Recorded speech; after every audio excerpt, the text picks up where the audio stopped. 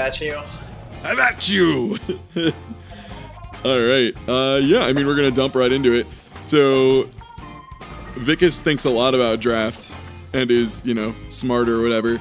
I play a lot of draft, yes. Yeah, we talk a lot about it, and yeah. So, what are your feelings on this pack? We're gonna try and explain every pick and not just, like literally everything. Yeah.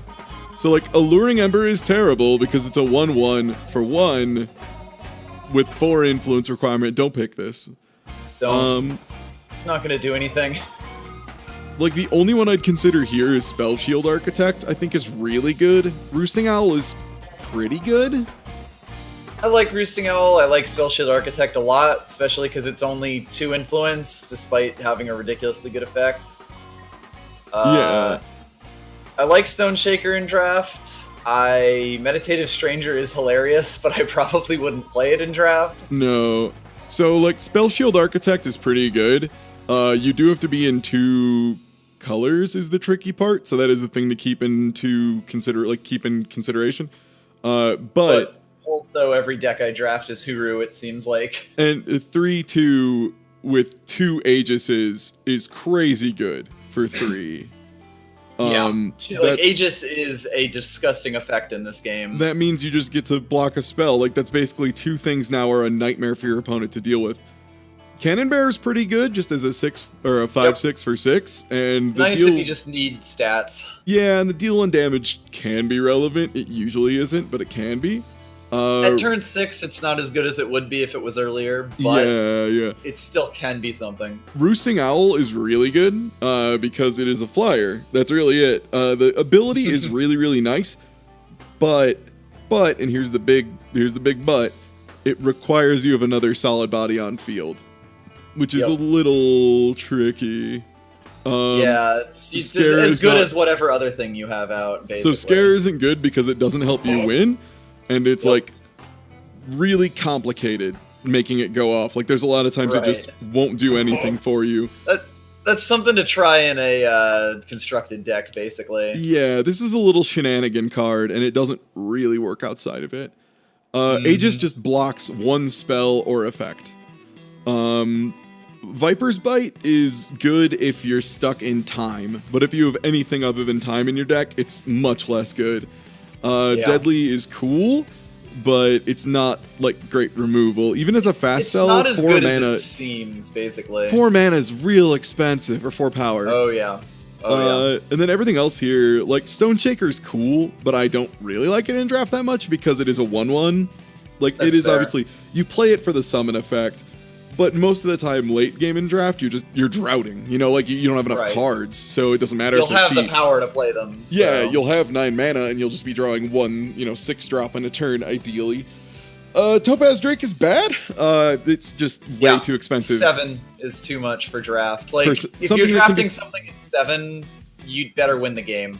Yeah, anything you draft that's 6 or 7 mana better be, like, fucking win condition shit.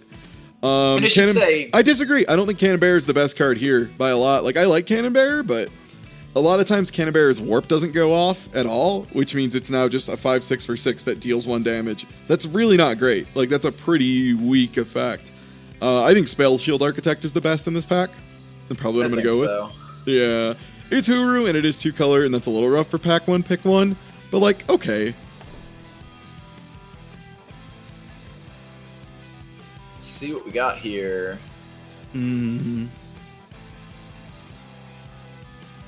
Worth noting that when you're drafting your first pack, especially the first few picks, you should mostly just be picking whatever card you like. Whatever the best card is, yeah. And this is not a great pile for this. Yeah, none of these cards are absolutely incredible. There's good ones, but... Fuck, I don't know. Probably Archive Curator, just because it's at least a silence. That's pretty alright. If we end up going into... Yeah, a mistake a lot of people make, by the way, is they lock themselves into color too quickly. And, like, for example, like, Spell Shield Architect is really good. It's a really strong card, especially at 3. But not something that I would, like, force colors for. It's not that good. the arcade, it trades well with everything except for other 6-drops, man. Like any 6/6 beats it 100% of the time. Like, what are you talking about? I agree, Praxis is probably the best right now, but no, that card's not great in draft. It's okay. It's not amazing. Like any 6-drop beats it for the most part. Anything with 6 attack beats it. It's not a great card. I digress. We'll focus back on this. Okay, so Archive Curator is at least like a wall and a silence and a flyer. It has a lot of moves. I like Rabble Rouser in general, just as a card. Has it worked out well for you? Because it like usually, like every time I played it, it was just a little slow and it wasn't really a combat trick. It kind of has to be in an aggressive deck, basically, and that if you want to be attacking every turn, Rabble Rouser is great because you will usually be able to make use of it both the first time and the second time it pops up. Yeah, that's kind of the biggest thing. Is Shieldman a good boy? Only if you want the game to go way late, which isn't something you can really make a call on this early. Like if this was like pack 4 or pack 3, and I had a ton of really, really strong bombs, I'd probably take it. Like if it was on like, if I had like a lot of really dope like 7 and 6 drops and I was really trying to force myself to get there, I'd say Archive Curator is the best one here. Like, I think so. I think so, yeah.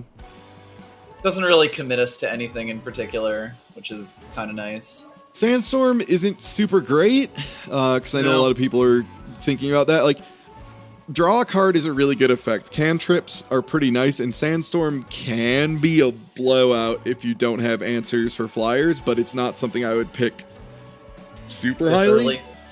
Of these, I would say Bring Down is likely the best. I would definitely go with Bring Down. I would say I draft Bring Down very, very highly. This is one of them where it's just a good card. You might say like, oh, well, you have to hit something with flying, but like, flying is really good. Flying is very, very good and very common. Like, if you let your opponent get a bunch of flying and you don't answer it, you're going to lose. Like, flying wins the game, so having something that just answers the thing that wins the game. It's a really common thing that I read in the Patreon channel for Eternal on the Discord. Is people say like, man, I just lost because my opponent put a bunch of shit in the air and flew over me. It's like, yeah, you have to. Yeah, you have to do something about that. Are banners worth it in draft? Yes, but not this early. I wouldn't really take one off the cuff this fast unless there was like not really anything else. Banners are good. Banners are good. Mana Fixing is really good. Very good. Yeah, people underestimate banners and Seek Power. Both are pretty fucking good. But Bring Down's great. Even if they don't have a flyer, you get a silence, and silence is a pretty relevant ability. Yep. Oh god, I don't think Master's Lesson is great. It's probably going to be Master's Lesson. Yeah, it's going to be 4. There's one card here that's incredible, basically. Yeah, well, I'd say there's 2 that are pretty solid. Emerald Ring is disgusting. Strength of the Many Ring is amazing. Right. Strength of the Many is pretty good. Yeah, Strength of the Many is often going to be like +2, +2, or +3, +3. It'll probably just be a slightly worse Finest Hour. Master's Lesson is a constructed card. Like, the requirements for this are nuts. Because here's what you have to think about, right? That's 4 mana and 4 influence. That's pretty fucking hard to get. Like, that's rough. And how much would you, like, how many cards do you feel like you need to draw how many cards do you need to draw to make that good? Because remember, like, what is the one? Wisdom of the Elders? Yeah. Wisdom is 3 mana, draw 2. So for this, it needs to be at least 3. And how often in draft are you going to get 3, battle skills on a single card? Yep. And as mentioned, it exhausts the unit. And it exhausts the unit. That's right. On top of that. If you're playing it with like Hero of the People in a constructed deck, that's pretty fucking cool. Like, that's real good.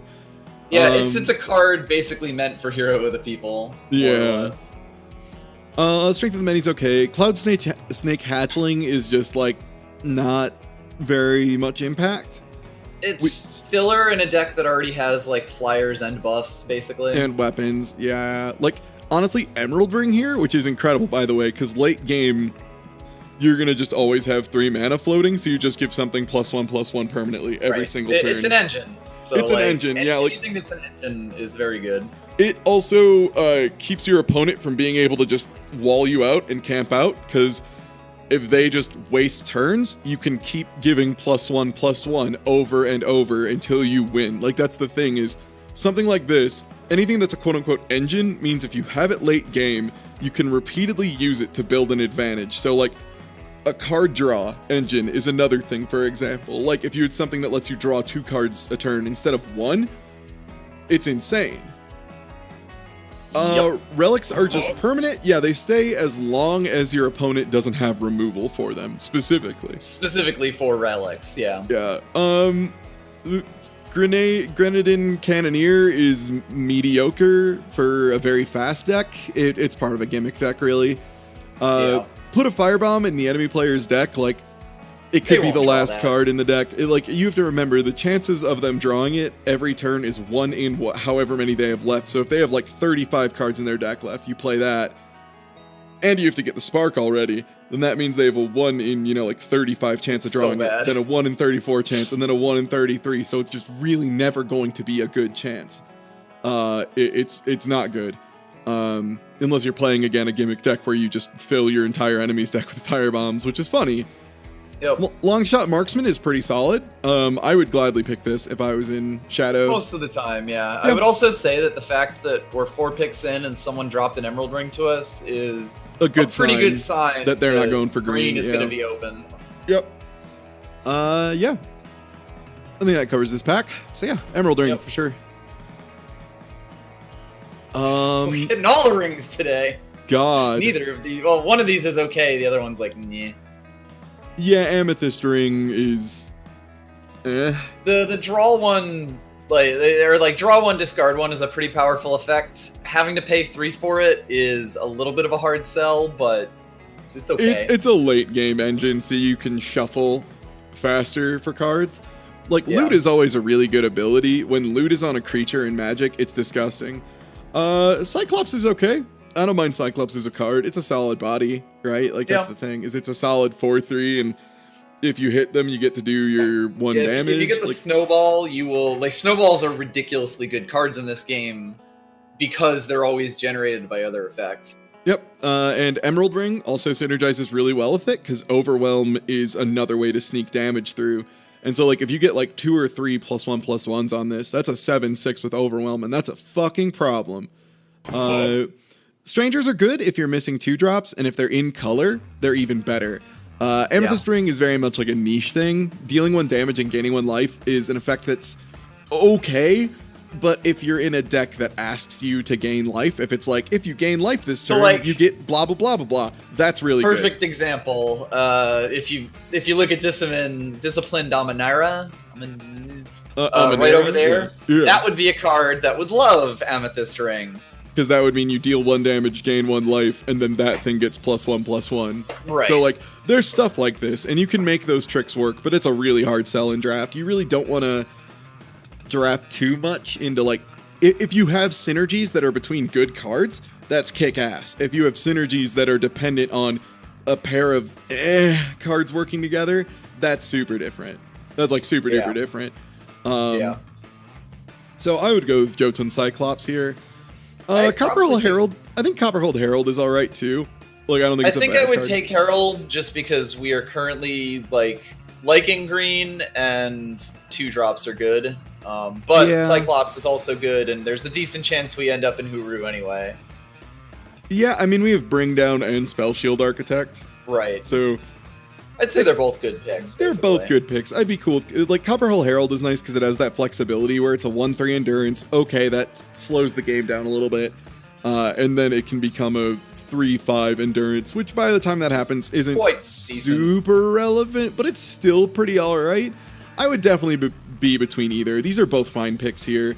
Pack Hunt isn't great. So here's why Pack Hunt isn't great. It's a spell, not a fast spell. If Pack Hunt was a fast spell, it'd be a fucking blowout card. This card would be insane if it was fast. But since you have to play it, and your opponent sees it, and then you can attack, it's much less good. If you could, like, attack, force them to declare all their blocks, and then be like, bitch, and just like slam it on the table, it'd be nuts. It would be a blowout card every time. It'd be one of the best cards in draft, flat out. Like, it would just be absolutely incredible. But yeah, I'm cool with either pick. I like solidifying R2s early. Do you have any opinions on that, Victus? Like, how much do you consider like curve, and how late do you start thinking about curve? One thing that I've definitely started doing a lot more lately is particularly looking at 2-drops, because like I feel like I overdraft 3-drops. I don't know what it is about it, but like if I look at any random deck, I will usually have enough 3s. 2s, I usually have to be paying attention, especially if I want to be running a mostly 2-color deck. Mm-hmm. So like the biggest thing, one of the biggest reasons I would say Yak for Copperhall Herald here is because it's a 2 that almost always makes the deck that we're making right now, unless we take a hard turn somewhere in the next like 2 packs. True. Also, I'm really sorry. I just realized I still had show my cursor off. Now you can see where my cursor is. My apologies, everybody on stream. I'm a big old dingus. Yeah, I like that reasoning. Like, this is probably never going to get cut. Jotun Cyclops could be cut down the line. Right. It's a really good card that probably makes the deck, but I feel like Copperhall Herald absolutely will make the deck. It's going to be in the deck. Yeah, I have the opposite problem. I underdraft expensive cards. It sounds crazy. That's fair. God, I can't believe I'm going to say this, but Dragon Breath is so much better than Shield Bash. Dragon's Breath is incredible. Like, absolutely incredible. So, Dragon Breath is similar to a mechanic that exists in Magic the Gathering called Fight. And what Fight is just...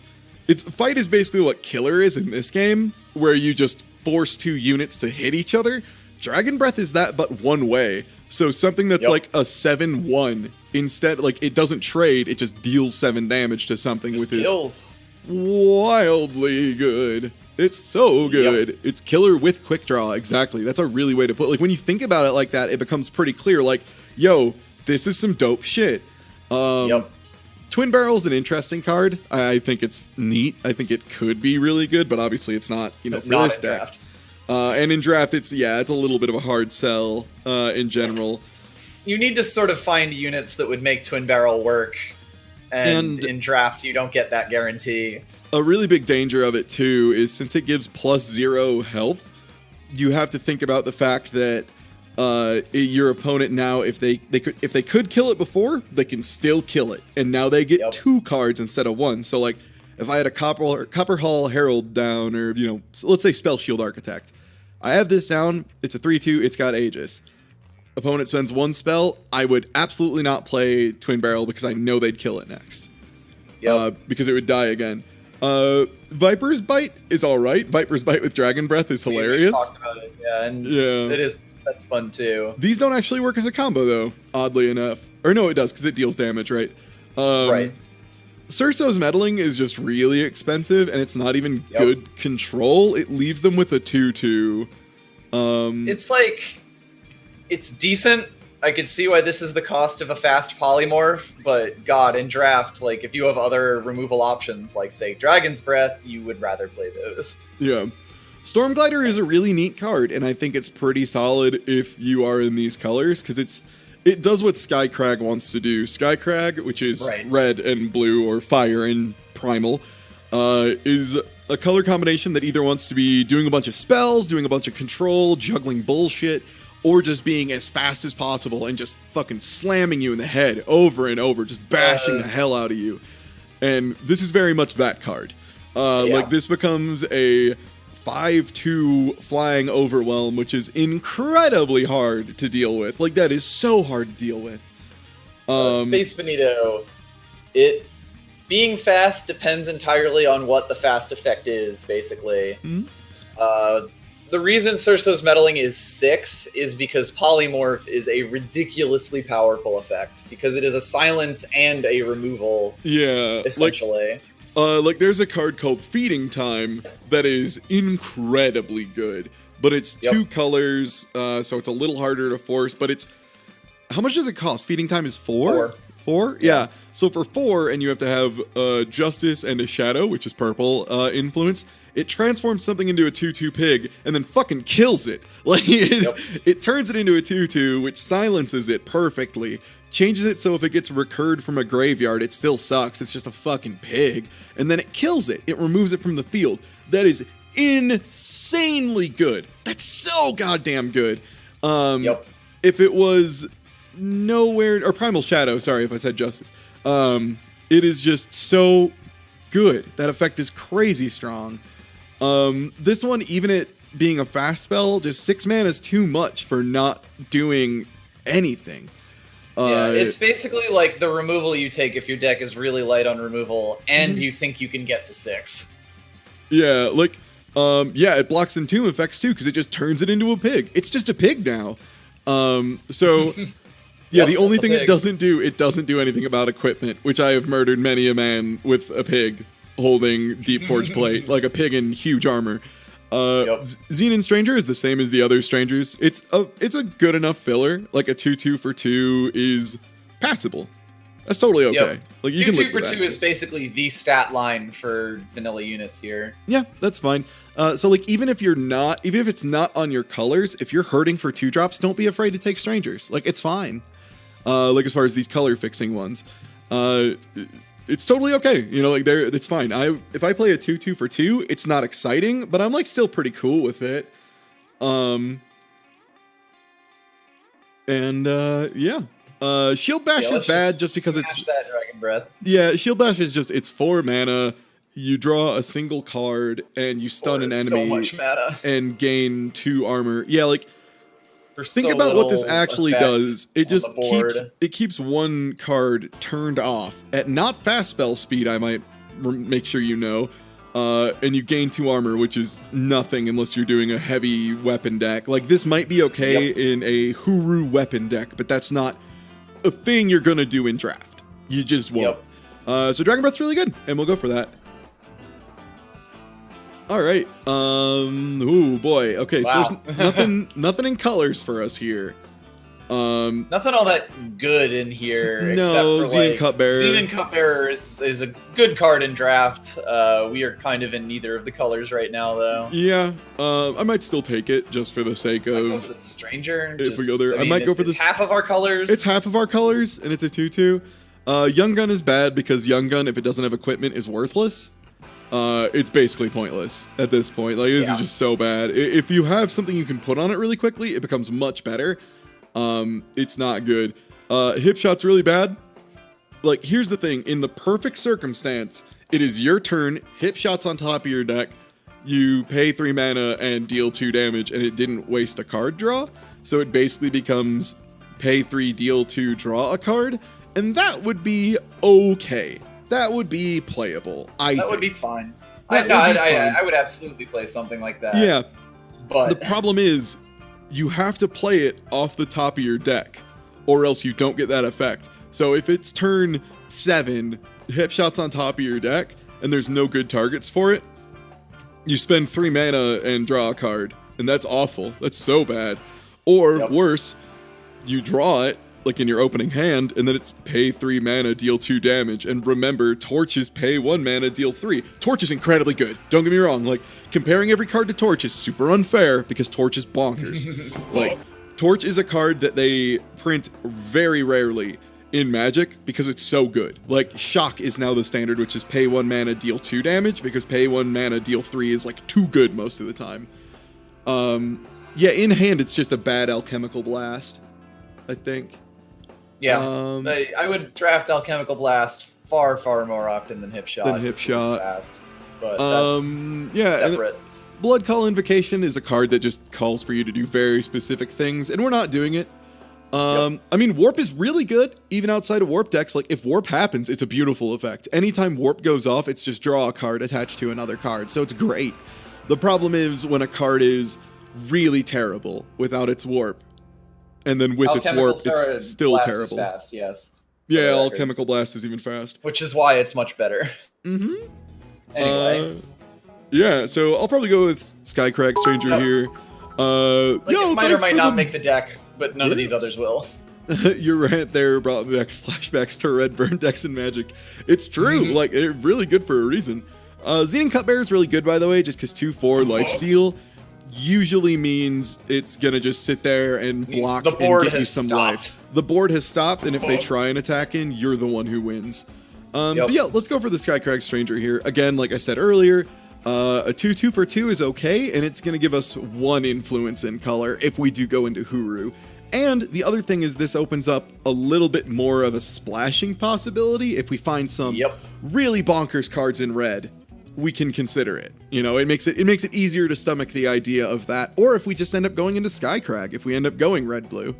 So Blue Bomber, yes, absolutely. Draft cards that you want. I've done that. Yeah, oh god, yeah. If you find like a legendary or even a rare that you really want, just take it. It's fine. You get to keep it. Yeah. It's yours. Tireless Stranger can be okay because it is a 3/3. Pretty good. It's honestly. A 3/3 for 3 with endurance, which is pretty alright.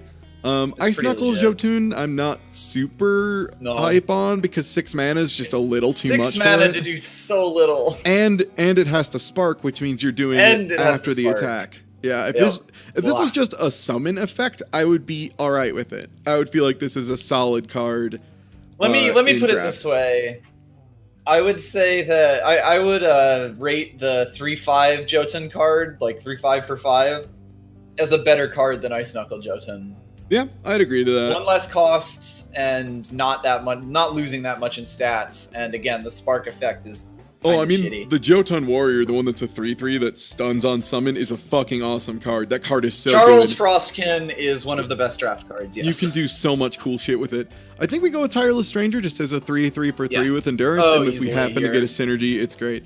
Stalwart Silverwing, you have to remember, it's just a 1/1 flyer for 2, that if you're very lucky, don't like it at all. You get to see it twice.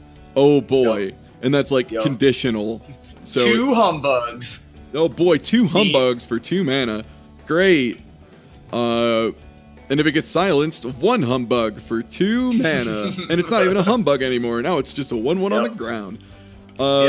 Pit Fighter is an acceptable filler if you're really hurting and you're in red. And Skycrag Stranger, again, same as all the fixing strangers. We'll go with Tireless, though, because it's a solid card on its own. Endurance is a strong effect. Tireless probably makes the deck, is what I would say. Yeah, for sure. Wow. These are really bad for us, huh? Yeah, pretty much. Worth noting, Fallen Oni is a very good card. Gundown is actually a much better draft card than I thought. Yep. Gundown is solid in draft. Fallen Oni is good in draft. It's less good in constructed. Just because a 1/2 won't do as much work, and it's not an impending threat. In draft, this card is actually okay, because it can push. You basically play it late and stop your opponent from being able to play minions. Yeah, like you're making your opponent's chance of a dead draw a bit higher. It's still not amazing, but it's an okay effect. I'm not super up on it after having played it a bunch. It's better in draft than it is in constructed, in my opinion, because you can kind of shut people down, and also... Yeah, you have to think of it as a late game card, basically. Yeah, it's like okay as an opener. Honestly, here, I might just take Gundown on the chance Might as well. Like, yeah, if we find like 3 torches in pack 2, then... Yeah, if I find like Oni Ronin. Yeah, if there's like Oni Ronin, Torch. Banner, same as all the other banners, like I said, they're pretty solid. If it was in colors, I would take it. And by in colors, for banners, it has to be both. Because if it's only one, then it's strictly worse. Yeah, otherwise it's worse because there's a chance it comes down without doing anything. If you don't have a unit down, a banner is slower. So it's a bad idea to like run with it. Unless you have both colors, then hell yeah, pick this thing up every time. Pack Hunt, again, if it was a fast spell, best draft card, like possibly it would be up there. But it's common and it's not fast, so it's not great. Gundown just on the chance that we end up going into red a little bit. Why not? Ooh, God, this is... None of these are good. We're in the dregs, a pack 1. Yeah, so this is Topaz Drake, this is Ice Knuckle Joe. Might as well, about those. Yeah. Dust Blind is god-awful. This is usually 5 mana, exhaust 2 enemy units at not fast speed. Again, not fast. Yeah.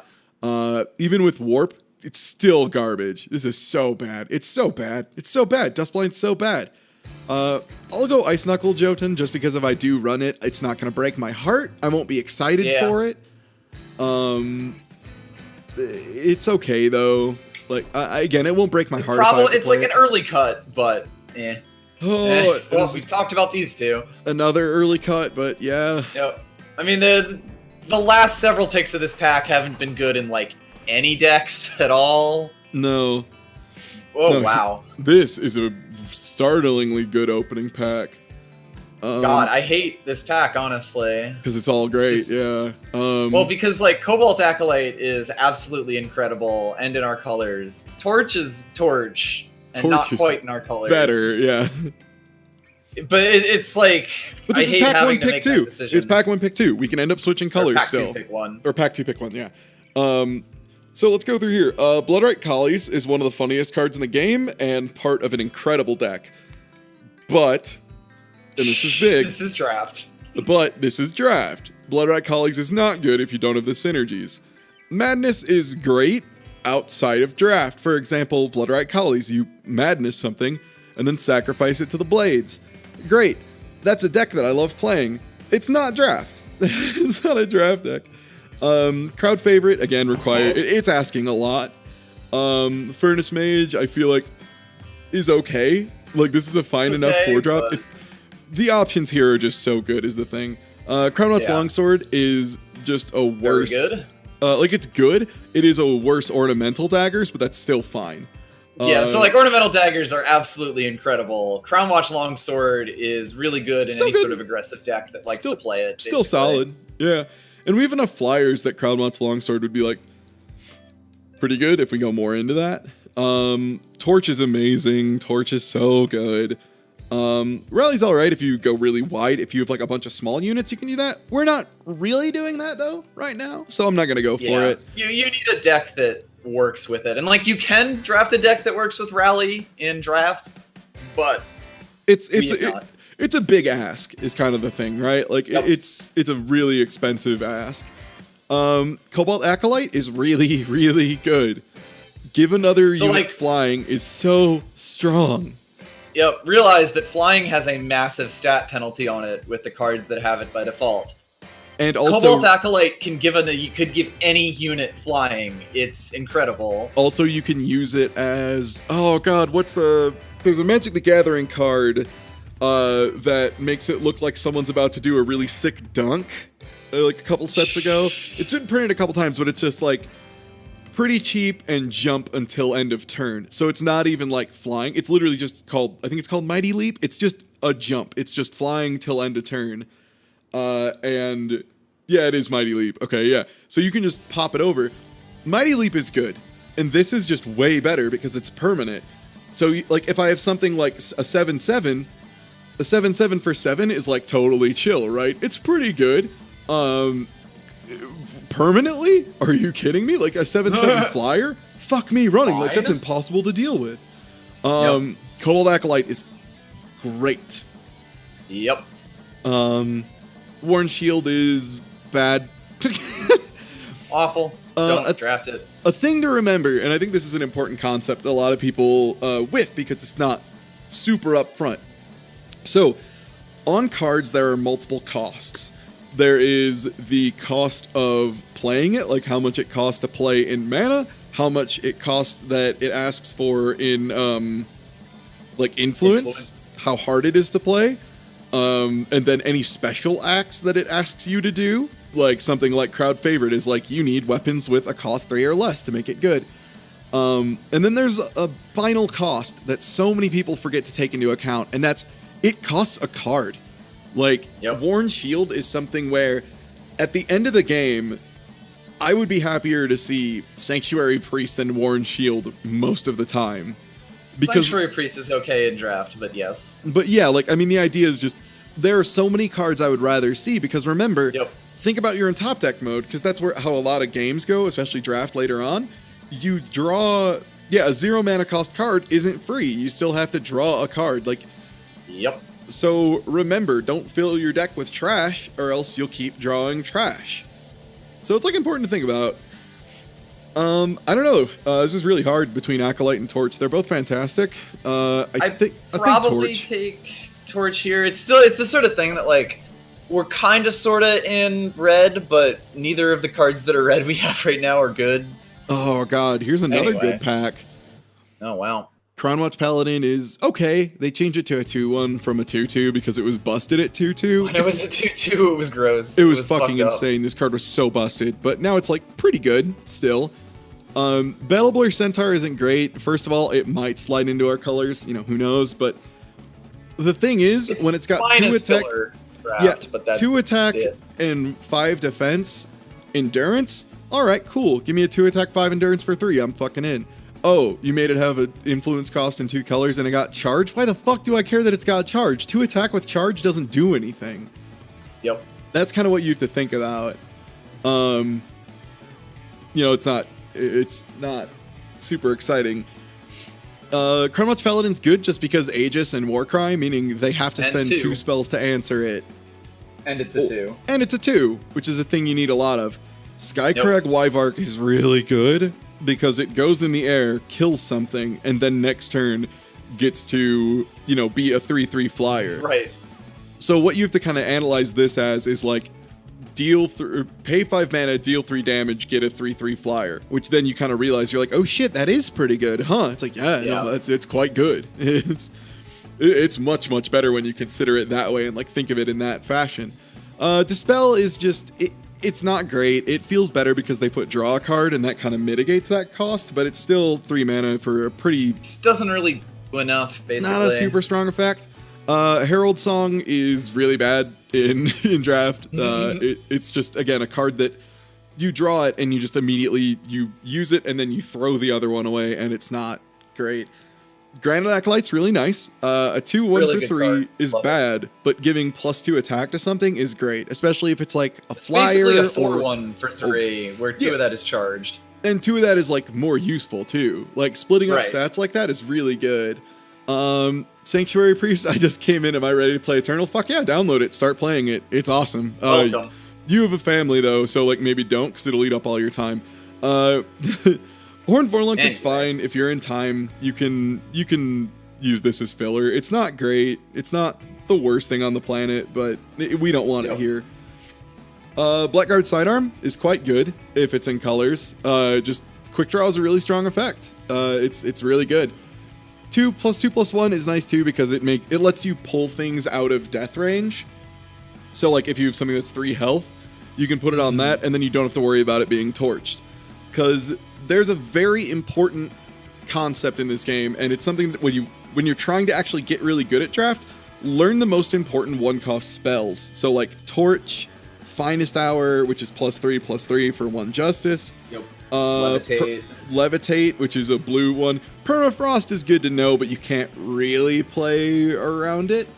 It's uncommon, so it's uncommon, and you don't really want to. Yeah. But yeah, there's a lot of good picks here. Temper's fine. Temper's yeah. Temper will make people think you have a torch, which is actually a lot more valuable than you would think. Yeah. But I'm definitely gonna go with Wyvark, I think, here. Yeah, I would take either that or the Paladin. One thing I would say is that this is going to do a lot to determine like what colors we go into in this draft, like this pick right here, because if we take Granite Acolyte, that means we're basically committing to this fire rather than as a splash. I'm gonna go with Wyvark because I like fair. It keeps us a little open. Oh boy, Finest Hour or Seek Power. Oh boy, oh, Jesus! I think that's a Finest Hour. Finest Hour I would usually take Finest Hour. I also, by the way, I am forcing myself to not just fast pick stuff. Snap pick things, because actually there's a lot of stuff. Sort of like, there are a lot of good cards in this pack, basically. Yeah. There are 2, like, Finest Hour and Seek Power are the best here, but Rebel Sharpshooter, Xena Destroyer, Levitate, and Bladekin Apprentice are all good draft cards. Let's talk about them. Yeah, let's talk about them. So Bladekin Apprentice is pretty solid, and if you can get a weapon on her, she's nuts. Like, it's a 1/1 quick draw that gets stronger every time she attacks. The really big thing here is that like if you put any weapons on her, she's insane. Like, it's crazy good. because she gets stronger, and also that's a clock. Don't forget about that. Especially in draft, it's very common that if you go first, they'll play like a stranger on turn 2, and she blows out a stranger.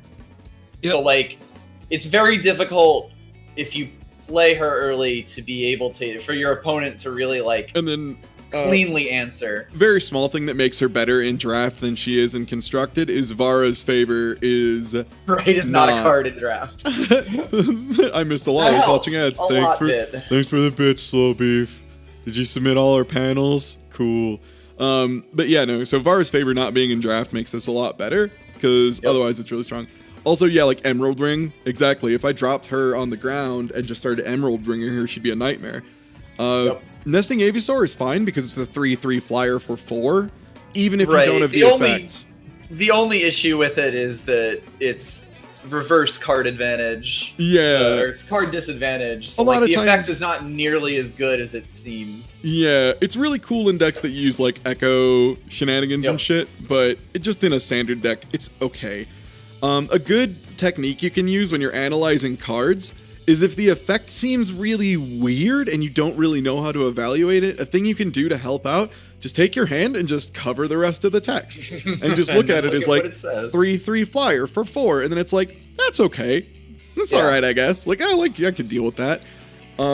Dire Fang Spider is a really good blocker, because Deadly just want to slow the game down. Yeah, if you're trying to play aggressively, don't ever take Dire Fang Spider. If you're playing aggressively, it's alright. Finest Hour is great because it's just a perfect combat trick. You pay 1, it's fast, which means basically like you can attack in. Commit. Yeah, you can attack in, your opponent says what they'll block, and you can be like, okay, so that thing you were trying to block, like, you know, you were trying to block my 5/3 with a 3/3, well, this turn it's an 8/6, and then it lives. And then you get to keep your unit, and they lose theirs, and it's really, really solid. Space Benito, yes, none of the favors are in draft because they're set 0. Humbug, a 1/1 for 1 is just almost never good. Like, the effect would have to be crazy, because 1 health is just such a liability. Seek Power is really strong. This is a card people really underestimate. Especially in draft. It's basically just draw a rainbow mana. Like, it's just a rainbow, more or less, which is crazy good. Also, when you redraw in this game, your hand is 2, 3, or 4 power sources, so like banners or seats or sigils. And this is something else that you can draw that doesn't count as a power source. So like, especially for heavier decks, this helps a lot because it makes your opening hands more likely to have better, like better mana, more mana basically, with better choices. Xenon Destroyer, if we were in Shadow, is great. That Reckless isn't... Fantastic card. Yeah, the Reckless isn't that big a deal, and like, so you remember a couple picks ago, that gun, the +2/+1 quick draw. If you put that on here, that's a 5/4 quick draw that steals life. Like, you'd be attacking with it every turn. Who gives a shit? Like, it's crazy good. You're gaining tons of life. Your opponent needs to answer this, or else it'll just completely run him over. Like, gaining life isn't really super good unless you're doing a lot of it really quickly. Rebel Sharpshooter is really good if you have ways to buff her. Yeah, like, she's a 3/3 for 3, and then if you have any synergies, she's way better. Like, Emerald Ring, for example, makes her incredibly good. Worth noting that a 3/3 for 3 is just a good card in this game, by the way. Yeah. Like, all on its own. It's not, or at least in draft, specifically. Yep. That is not the right link for music. Let me get it for you. I'll go over Hellfire Rifle as we do. It's awful because pay 6 to give +3/+3 to a unit is pretty bad cost. If you were paying that, you would really want something. You would really want like a bomb effect to go along with that. The summon effect is deal 3 damage to the enemy player, which has some niche applications, but in the rainbow of situations you will end up in draft, they won't come up. Don't play Hellfire Rifle. Yeah, here's the big thing. Hellfire Rifle, the deck this card wants to go in, is one that very quickly just like bam, bam, bam, bam, bam, just beats the hell out of your opponent, because then you're likely to, you know, deal 3 damage and then also make your Oni Ronin real big or something and just really just knock the hell out of your opponent.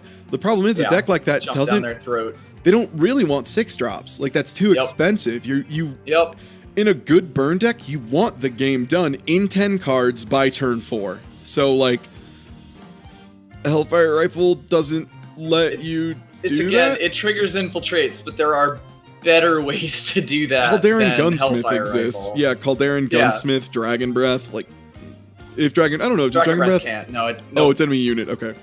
Yep. Levitate is also really good, by the way. Levitate's a fast spell, so if someone's like, I'm gonna attack in with my 2/2 flyer for free every turn forever, you just hold 1 blue mana back or just 1 power, you know, and then when they attack in with their 2/2 flyer for the 500th time, you cast that, pop your 4/4 in the air, block it, and then also it replaces itself.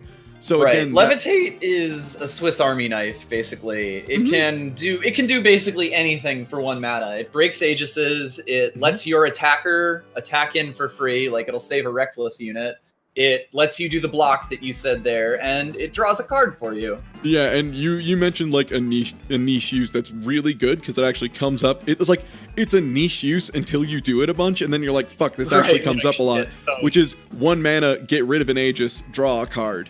Which is super good. Because we have a bring down in this deck, Levitate gets even funnier. Yeah, because we could pop a card in the air and then murder it with bring down. But Finest Hour is just really good, and Finest Hour is just good completely on its own, and it's wonderful. I'm just saying, when we see Levitates in later packs, because people don't draft Levitates a lot, I love picking those up. It's so good. Basically.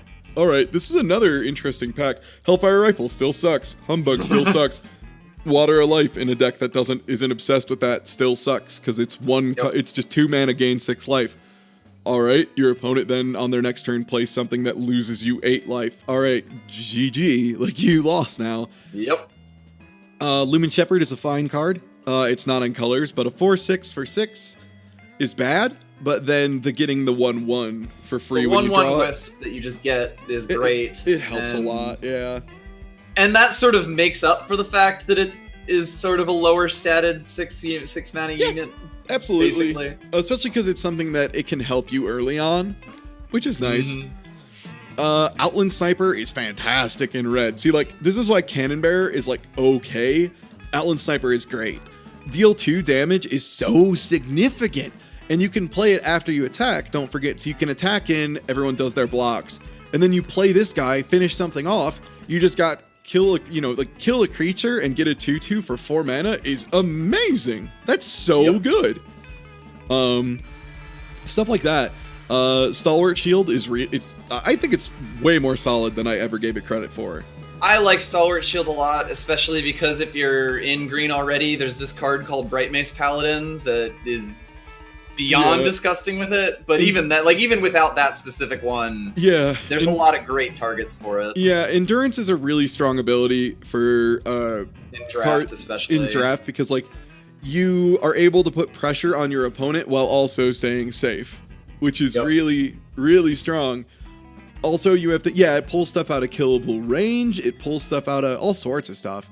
The other thing that's nice is if you have something that has like a war cry that can attack in, 3 health means it probably can now attack in, and you start getting those immediately. Granite Acolyte is pretty good for the reasons we said before. Good solid card. Treasury Guard is a mediocre 3-drop. 2/3 for 3 is a little bad. It's decent in draft, but not exciting. You wouldn't pick this above other great things, but you also would be happy to take one like low in a pack. Yeah. I think what I'm going to do here is I'm going to take Stalwart Shield just because double red influence is a little tricky to splash. Yeah. I think we're going with Shield. I hate not picking it, but at the same time. Like, we're far enough in that I'm pretty comfortable with our color selection being Huru, or at the very least green. Justice is the one that's 100% going in, The one where it's like, I look at basically all of our green cards and say, yeah, that makes the deck. Yeah, that makes the deck. And that's kind of like, this is where you want to basically commit to something when you're doing a draft like this. Okay, Renegade Valkyrie is a card I like a lot if we can get stuff moving with it. Right, get anything onto it. Which, Finest Hour, Emerald Ring makes her insane. Spell Shield Architect would help set up for that crazy shit. Stalwart Shield makes her completely nuts, because then it's dealing damage and blocking with double damage and 5 life. It's a 4/5 flying endurance, basically, if you put a Stalwart Shield on it. Which is fucking impossible to answer. Yeah, like, I think she's pretty solid. Valkyrie Aspirant, I don't like because it's a 1/1 flyer, and I just fucking hate that. Right. I hate it so much. I do like it in draft just because it's also a 5/5 flyer. Yeah. I think as we are, I would probably take Valkyrie here. Also, special notice to Rampage. It's a very good card in draft. Wait, I'm sorry. You would take Valkyrie. Which one? Sorry. Didn't even. Renegade Valkyrie. Fair. In our deck's case. If you have stuff with Infiltrate, Trickster's Cloak is awesome. Or if you have a lot of Spark, Trickster's Cloak is also very good. It's just the +2/+2 isn't nearly as important as the sneaking it in. Yep. It's if you want to hit face, it's great, and then also have a good unit behind that, basically, like the next turn. It's good. All right. Someone had a question. Like, is Backlash good in draft? No. I would say Not Backlash is really, really bad in draft. So one thing you might notice is our deck right now is clearly very based on creatures. It is not at all based on spells, and that's pretty common. Nice, 7-1 with Praxis. I did that a couple days ago. Praxis is in a really good place. But yeah, Backlash is rough because it is, you know, it's like, it's just really, it often sits in your hand and does nothing. It can save your butt, but it can also, just be a dead draw completely. I would rather have something that is, you know, useful all the time. It's something that, like, could potentially make your deck, but it would be, like, one of the very last things that you think, like, should I have a Backlash in this deck? Sabotage is really bad for the same reason that, like, Backlash is bad, plus... Yeah. Spell or attachment, which aren't super common. And then the other thing, too, is even if you do hit something, you discard a card from their hand, so they're down a card, hopefully a good one if you're lucky, and you're down a card and a mana. So, like, you're kind of putting yourself at a disadvantage on, like, power and card economy. Sabotage is a card that exists to help make sure that, you know, like, to give counterplay to constructed decks, basically. Yep, it is a really good card against very combo-heavy decks. First, we get to Subvert, I'll have words for that. But anyway. Cloud of Ash is terrible. Cloud of Ash is bad in most constructed decks, even, like, it's just not great. Exhaust all enemy units. It gives you one turn, you know, of attacking. Yeah. Whatever. Dune Phantom's okay if you want to slow the game down a bunch, and it's a flyer with 6 health, so any kind of weapons on it makes it jump from mediocre to amazing. Like, even a 1/7 in the air is crazy good, because that just means they don't get to attack. Let's see what else. I think that's it. I think we covered the back. Rampage is pretty good. Rampage is very better. Rampage will fix some really close trades and also blow your opponent up and kill them. Yep, it's a good aggressive card, and +1 health is actually really relevant because so many people do Xaxes. So, like, well, and a lot of times you have to, like, you can force your opponent into that sort of thing where it's like if they have exactly this much attack, they can do it. Yep, I would go with Renegade Valkyrie, I think. Would you agree with that? I think so. Yeah. It's like, it's another splash card, but the red splash with Torch already in it. Pretty good. Okay, here's the card that makes me think Rakano is a lot better of a choice. Rakano, by the way, is Justice and Fire, or, you know, green and red. Red-green. Christmas. The red-green show. Christmas. For all you Canadians out there. This card is disgusting. 3/3 for 3 is really good in this game. And as we've already said, and it has Warcry. And it has Warcry, which is so good. Like, Deserter is so good. Bronze Curious is a card I'm pretty okay with, or Cuirass. It's Quora. I think it's Quoras or something. I don't know. No, I know it's Rakano. I just like saying Rakano because it makes people mad. Curious is like saying Rock Me Amadeus. This one's really good just for the fact of the whole the cycle effect where it doesn't cost you a card.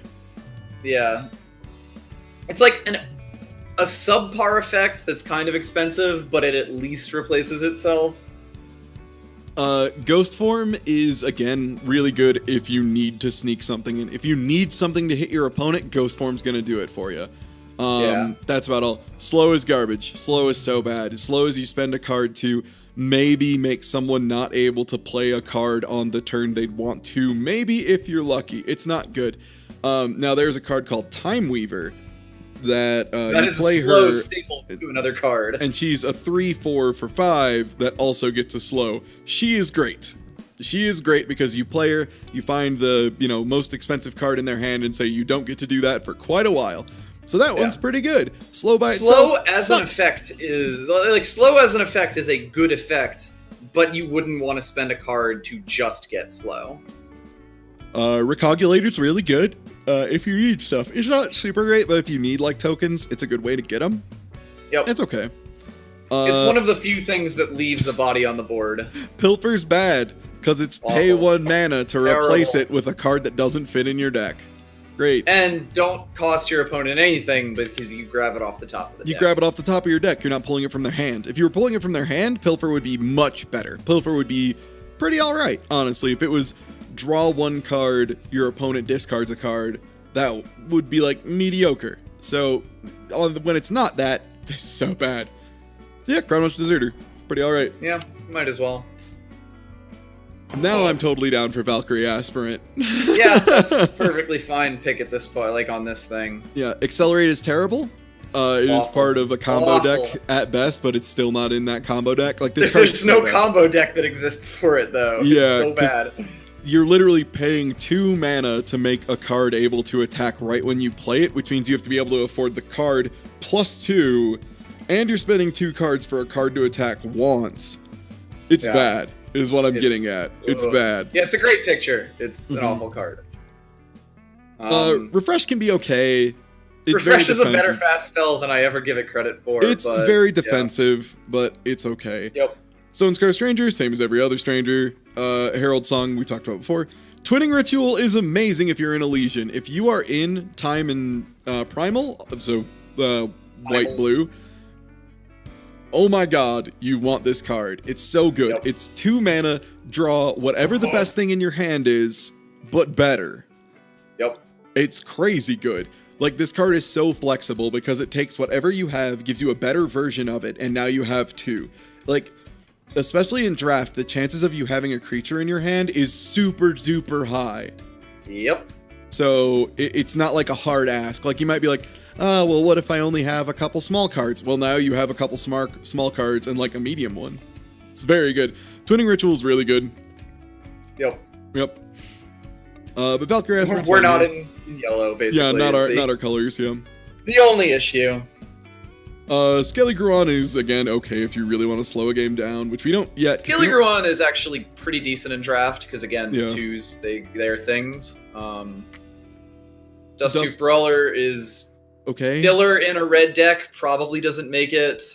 Copper Hall Recruit is like a level below filler in a green deck. It's so slow. It does nothing. Very rarely will you find something to do with a 2/5 that costs 4 mana. The stats are so bad. Like, 2 attack on 4 mana does nothing.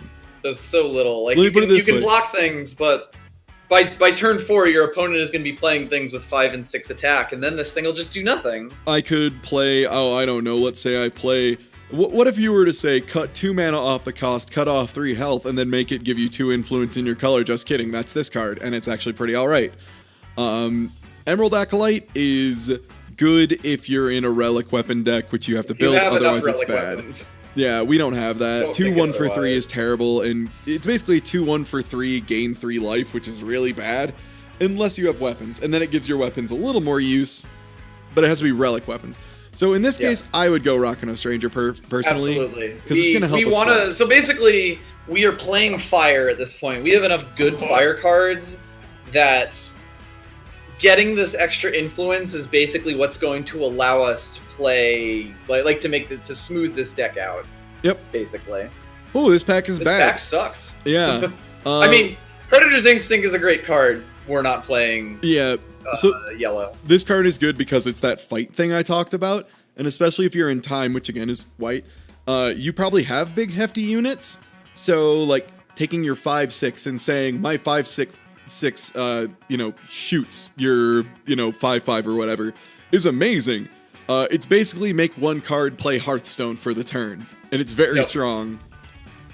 Yeah, Emerald Acolyte also sucks. Ruin sucks. Warren Shield sucks. By the way, click the Archive Curator on your deck just for the to get it out of there. This. Yeah.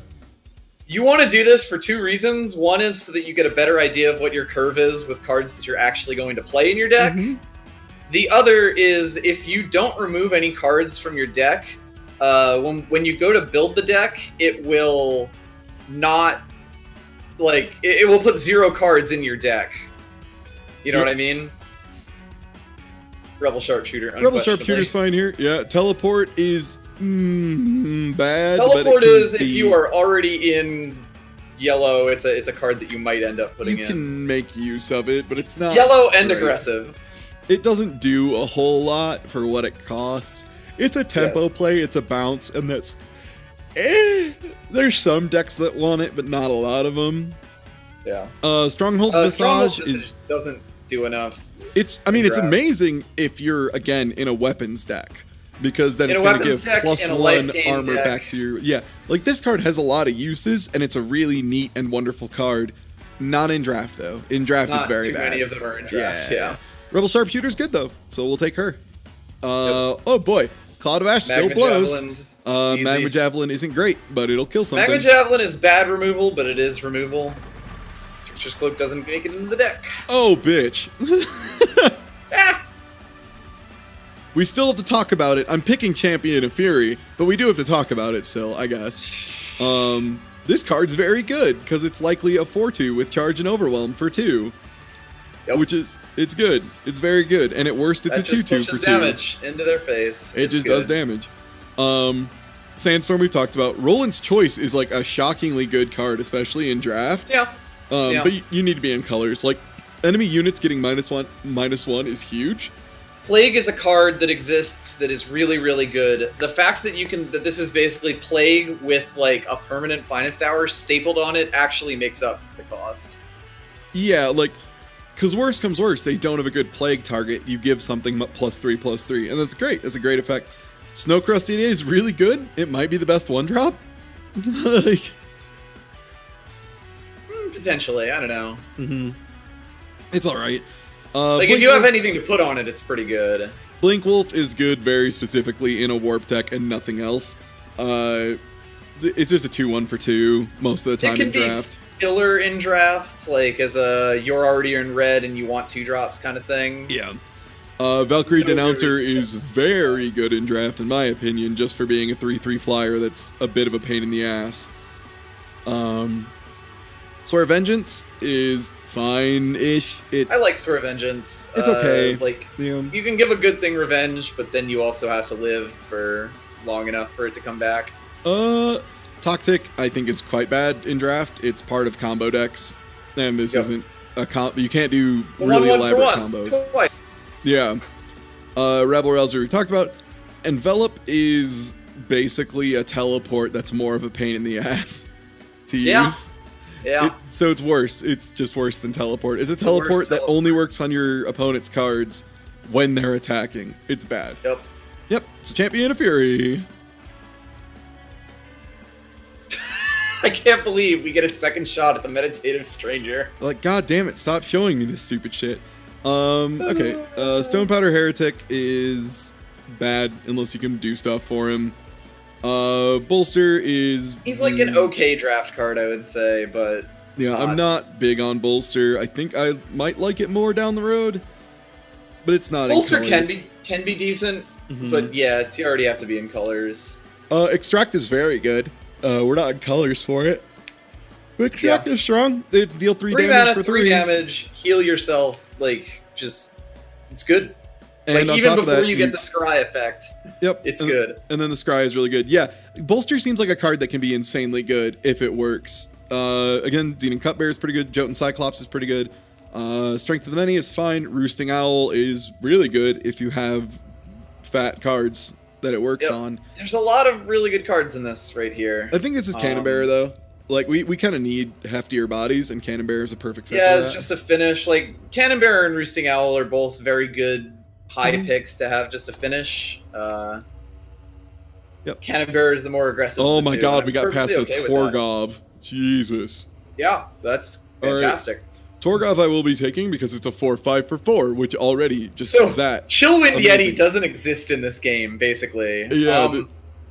Worth noting, Skywalk Instructor and Hoover Banner are both also very good cards. Like this is a very good pack for our deck. Is 3/2 for 2 a decent card? 3/2 for 2 would be fantastic in this game. That'd be super good. There is one 3/2 for 2 in this game. Which one is that? The Argenport Soldier. Oh yeah, no, that's really good in draft. It's a really good draft. Yeah. So yeah, we're gonna be taking this because this card was basically the one that they put in to give blue 4-drops. To give them blue was really hurting for a good 4-drop, and so they gave them this. Outland's Brute can be okay. It's not great. It's just probably gonna do 4 damage to something. It's not super exciting. Think about it in practice. You're likely going to pay 4 mana, put that down, attack with it, and they'll block, by or they 2 mana union, or they take 4 damage, they remove it, and then they take 6 damage, which still is eh. Super Mount can be really good for closing out games. Yep. Camp Physician, I'm not huge on because it's a 2/2 for 4 with a mediocre effect. Do enough. It's okay in life gain decks. We aren't that. Oh god, we want both of those banners, but I don't want to give up Torgov for those banners. Skywalk Instructor is just a worse Cobalt Acolyte. Both of these banners. But it does have flying itself, and that's not. Oh, nothing. That's right. Yeah, it does. Okay, so it is pretty good. It's still a little worse, but it's solid. It's worse because it costs 5, but it's 2 flying units. Anyway. I would kill a man to get both of these banners, but I can't take both of these banners. Yeah, I'm sorry. I was jolly like crazy. I need to inject some caffeine into my nuts. So the Roosting Owl is, again, good. Gundown is passable. Ice Bow is the much better card to activate Infiltrate. This gets the advantage as a Hellfire Rifle without costing fucking 6. Right, costing half of that. Yeah. But yeah, Torgov is just nuts. This card is insane. If it actually works at all, where if it hits the enemy player, draw a card, then discard a card, +3/+3 when you have 15 months. I don't give a shit about part 2. Without anything on any of that text, it's still good. With that text, it's gross. Yeah, you legit could just take your hand and cover up everything except for 4/5 for 4, and I would play this. That's so good. And then yeah, if I have Infiltrate or Flying or anything, oh my god. I get to loot every turn. So yeah, we're going with Torgov. I'm sad they gave me both good banners at once. At least they gave me another good banner. Good news. Yeah. So I'm going to take the banner here, pretty much no matter what, because I really want to make sure we get to play. Because we need it at this point. We are drafting a weird 3-color deck, which means that we need to take those colors aggressively right now. Yep. Noble Firemane is solid. If you're in this, God, I am so sorry. I'm gonna grab a monster right after this pack is done. Noble Firemane's good because for 2/2 for 2 is playable, and if it is late in the game, that's great. If you have 5 mana, you have a mana sink. It's great. Yep. And if you get to 10 mana, it's crazy good. You get to give something +2/+2. It's repeatable. You can do it as many times in a turn as you want. It doesn't exhaust it. Yep. Battle-tested Stranger requires you to be in a Stranger deck, really, because otherwise it's a 4/4 for 5, and that's bad. Trailblaze is for very specific decks. Trailblaze is all right as filler in draft. Yeah, not exciting though. There's a lot of essentially draw 1 card or draw 2 cards, depending on how good the card is. Yeah, Young Gun is bad. We've talked about that. Ridgeline Watcher is okay. It's fine. It's just ridiculous. This is a fine enough filler card. Stone Shaker's interesting, but we don't have a super expensive deck, so it won't do much for us. And in general, in draft, you won't usually have super expensive draft. Skeeter is a really, really good card if you have shit to slap on it. As soon as you put a gun on that thing, it's a 3/3 flying, quick draw, lifesteal. And that's insane. Fuck. Yeah, it's mostly because quick draw isn't good enough with only 1 attack. Yeah, it just doesn't do anything. Yeah. It gets blocked, it gets killed, anything removes it. But we're taking banner so that we can have better shit here. Oh god, there's a bomb. There's an actual bomb. A very expensive bomb. Icequake's real good. Every time I've played Icequake, it won the game. Icequake is a ridiculously good card, but it's also 7 mana. But it's also, like, clear the fucking board. I'm so conflicted about Icequake. The only thing we don't have that like would otherwise be a consideration is Skywalk Constructor. Yes, honestly, that would be my pick if I didn't pick Icequake here. Yeah, so Icequake is good because 3 damage to a whole board is fucking nuts. That's really strong. Yep. Obviously it's like much worse than Harsh Rule, for example, but you can also play around it. Like if your opponent has no, stuff down, you can make sure stuff survives, things like that. Yeah, that's the only question mark I have, especially in draft, is the fact that it costs 7. Yeah. If it costs 5, such a good effect, if it costs 5, I would take it every time. Awakened Sentinel's fine if you're in colors. 3/5 is plenty good in draft, and with endurance, it's really good. And if you warp it, that means late game, it's not painful. Xenon Cup, but like that's the big thing with these heavier warp units. They're basically like, they take something that would normally be like, fuck, on a draw late game and make them like, it's alright actually. Like, it's okay. Yeah. Cupbearer is, again, good. Tactic, we've talked about. Skywalk Constructor, we've talked about. Young Gun, we've talked about. I'll take Icequake here. It might win. Who knows? Mating Call is one of the funniest cards in Eternal. Not useful, though, in draft. Awful. Awful in most of the time, unless you were doing something very silly. But most of the time, it's going to end up being, like, pay 2 mana, exhaust one of your own units. Not great. Cabal Bludgeoner is really good. Exhaust tie. If you have stuff, exhaust me. If you have weapons, like a lot of them, Cabal Bludgeoner suddenly becomes very good. If you don't, it's very bad. Sparring Partner is fine. Sparring Partner is a fine 2-drop. That's probably going to be my pick here, I would say. Like, I think I'm personally, because I'm like looking at what I'm going to cut here. Like, let's think about it. What are we probably going to cut? Pit Fighter's probably going to get cut. For sure. Ice Knuckle Jotuns, probably. Them, yeah. I would like to cut both of those. I don't think they belong in the deck. Magma Javelin, I don't think is going to make it. Magma Javelin, like, might. Gun Down also might. Like, I feel like I would keep one of Magma Javelin and Gun Down, but not both. I'm keeping Gun Down. Yeah, I agree with Gun Down. I don't agree with Magma Javelin as much. Champion of Fury, Bring Down, those are all staying. Yeah, all these cards. Well, how many 2s do we have as a whole? Like, how many playable turn 2 drops do we have right now? 1, 2, 3, 4, 2 drops, and then a single 1 drop. So we do need 2s. I would absolutely take Sparring Partner at this point. Yeah, we do need 2 drops. So just as a 2/2 for 2, this is good. Yeah. Journeyman Armor is amazing, by the way. People horribly underestimate Journeyman Armor is incredible. This card is so good. Like, it's a 2/2 for 3 that gives +1/+1. So here's why this card is so good. The Warp pushes this over the edge. It's a rare card where Warp takes it from being okay to great. At 3, it's a 2/2 and then gives +1/+1 to something. So it's 3/3, except if a 3/3 it's an okay card on rate. Yeah, like if a 3/3 isn't going to do anything, but you have like a 1/1 flyer, well, now you have a 2/2 flyer and a 2/2 on the ground. Yeah. That's great. That's flexibility. Yeah. If you have a 1/4 flyer, now it's a 2/5 flyer, like that kind of thing.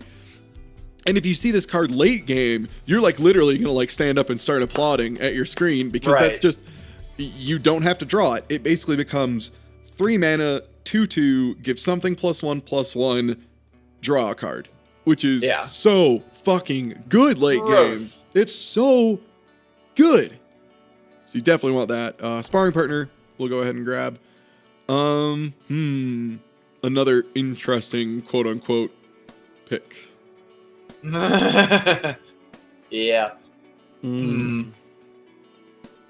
Might take Blink Wolf as a 2-drop. In this case, I might take Cloud Snake Hatchling. Yeah. Because so here's my thoughts on cards early game. In general, you want your like main curve cards, your turns 1, 2, and 3 stuff, to be as to be like as consistent, like 2 colors as possible, because that will just make the start of your game so much more consistent influence-wise. You know what I mean? Mm-hmm. So basically, you want 2 colors, like for turns 1, 2, and 3, as much as possible, because that means you will always be able to start mulliganing for green and blue power in this case.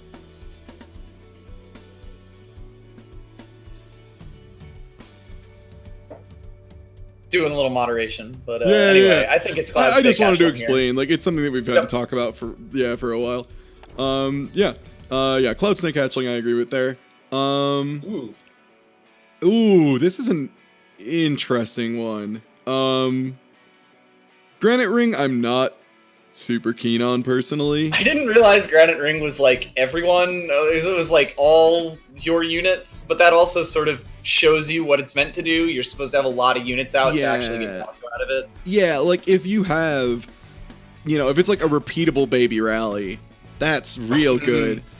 Bring Down is great. I do already have one, but I feel like a second one is still good. Yeah, 2 Bring Downs is fine if you're already in Uru, which we are. Yeti Snowchucker, the problem is that Reckless makes it so much worse. It does, but I also love it. Less so in this deck, but in general, Yeti Snowchucker has super overperformed for me. The only reason I'm considering it here is because it is just like, it will give us some 2-drops we can play, which will, make it more likely to play. But Bring Down is really good. And it's in Bring colors. Down is really good. If we had any sort of like way to buff Snowchucker like quickly and consistently, like Warcry, like more cheap weapons, that sort of thing, it would be really, really good. In this deck in particular, I don't know if it has enough to like push it over that edge. Yep. Valkyrie Militant is an interesting bit of synergy if we did get Emerald Ring down, but it's not like crazy enough that I'm willing to do a one-up of both for it. No. I don't really like it just on stats, mostly. Yeah. I'm gonna go with Bring Down, though. It just stuffs a lot of really dangerous stuff. I think so. A side note on Yeti Snowchucker, though, even if you're in a really aggressive deck, it is amazing with Mentor. Yeah, because you can keep it from attacking. Yeah. Anyway. Jackknife is alright if you're in colors. I'm okay with it. Even then, it's like, it's okay. It's okay, yeah. It's a Crown Watch sword that is 1 less, but instead hurts you, which, whatever. Skyrider Vanguard is just a 2-1 for 3, unless you have other flying units, which is like, it can happen. It's rare. Pit Fighter. It's tough to set up the situations where that's just fantastic, basically. Pit Fighter is just a filler card. Copper Harl Shieldman is something you really want if you have some crazy game-ending bombs, but we don't really have that. No, we have like stuff that will help us finish the game, but only if we've already started the game well, basically. I like Skyrider Vanguard just as a 2-1. Or a 3-1 flyer for 3. That could be something that makes it as like the last card on our deck kind of thing. Yeah, I'm okay with it. And it's again in color, minion, low cost. We've talked about all these cards, and a banner's in color. I'm not gonna waste your time with that. We haven't talked about Trail Runner, but we're not in color anyways. It doesn't matter that much. Well, I mean, it's just, I think, we did talk about it, but we just said it was like, it's a bad card, and moved on. Quite possibly. Bolt Crafter Shaman probably won't make the cut, but it's at least in colors, and if I'm really desperate... We're in the last picks of the pack, so it's like, whatever. Shield Bash, baby! Hell yeah! Like I said, last picks of the pack. Just kidding, it's terrible. Finally, all right. Trail Stories. I'm gonna go take a leak and grab a drink, and then we'll do this one. Feel free to talk about every card if you want. Sure. I already know I'm picking Minotaur Grunt, so... Yep, you are. But anyway. So, let's just talk about this. Trail Stories is a very bad card for like most modes. It's one of those cards that you basically, in Constructed, want to find a specific deck where it works. There you go. Knifejack is a good card in a aggressive enough deck, basically. Like, if you don't care about dealing 2 damage to yourself, then you're fine. Mark of Shame is not a very good card in general. Like, -3 attack just doesn't do enough, especially for 3, and it's not fast speed. If it was fast speed, it might be decent. It's actually an attachment. You can play it in draft, not great in draft. Beating Time, it's fucked up. It's disgusting. It's incredible. We've already talked about how good Feeding Time is, despite the fact that we didn't see it for several packs. Problem, we are already running a 3-color deck, and Shadow is not one of those colors, so we're not taking Feeding Time. Treasury Guard is fine as filler, Dire Fang Spider is okay in a Shadow deck, Rally is fine. Hello. Pyre Adept is decent filler, Arachnodon is not good, but if you were incredibly desperate for ways to finish the game, it's fine. Bold Adventurer is a 2-drop, that's good. Minotaur Grunt is amazing. It is one of my favorite cards, like one of my favorite commons in draft. So I'll talk about why Minotaur Grunt is so good, because it's really easy to underestimate. It's not like super exciting on the face, so when you see it in action, it makes a lot more sense. So what I love about Minotaur Grunt is Minotaur Grunt has insane amounts of flexibility. Basically, the Warcry on it makes it so much better than it would be otherwise. Like, yes, it makes it leagues and leagues better. Yeah, and the thing is, like, a 1/3 for 2 is really good because almost everything else that is a 1, 2, or 3 cost has 2 attack or less. Like, there's very few cards that have 3 attack. And this is also why a 3/3 for 3 is good, for the record. Yeah. And yeah, like Pyre Adept, for example, has the downside then if it dies to any ping. So any 1 damage will kill it. But so let's say you're playing against a really fast deck. They're really aggressive. You put Minotaur Grunt down and you say, stop it.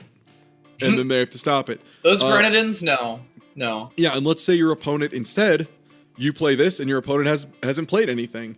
Well, you start getting a Warcry every single turn. You just attack in, deal 1 damage, give something +1/+1. Do that repeatedly. It is the safest Warcry early game, basically. And it works on both sides of the equation. It's kind of the thing. Like, it works really well if your opponent's playing super aggressively. It pumps the brakes. If your opponent is like missing their stuff, it can just tear into them and really start generating you a huge amount of damage. If your opponent plays a Stranger, which very common this time of the game, you know, like that's this stage of the game, you just attack into it. You bounce off of it, neither unit dies, you get a Warcry for free. Yep, and this is a really great creature to get weapons, for example, because the Warcry makes weapons a lot of super good, or like Sparring Partner, for example, making this a 2/4. Any buffs with it gets even grosser. Buffs are so good. Like, where's our weapons here? Like, we have Emerald Ring. It's a really good choice for Stalwart Shield. It's a great choice for. What I'm saying is it's pretty good, and I think we're good enough to go on here. So, yeah. Yep. I basically went through everything else. Reliquary Raider, wow. You're picking Polymorph here, but anyway. This is actually a very good fire pack. Yeah, this is a really good pack for red. Reliquary Raider, if she is in your colors, is incredible. Absolutely. She's a 4/4 for 5. Yeah, she's a 4/4 for 5. That's pretty good. And she literally has on the pack, or like on her text, here's what it happens if you're being aggressive with it. Here's what happens if instead you're being defensive with it. And both sides are good. So if you're like on the offense, you just start fucking drawing cards. Oh baby, that's the best shit in the world. Like if you had a 5-drop 4/4 that's like draw 2 cards, I would run 4 in every time deck. Like, are you kidding me? That'd be nuts. And then on blocking, she gains 4 life. Like, she's just great. This is a great card. Absolutely wonderful. Let's see. Other cards here. Outland Sniper we've talked about being quite good. Lotharii Nightblade is really good in Shadow in draft. People underestimate it all the time. It's just basically damage.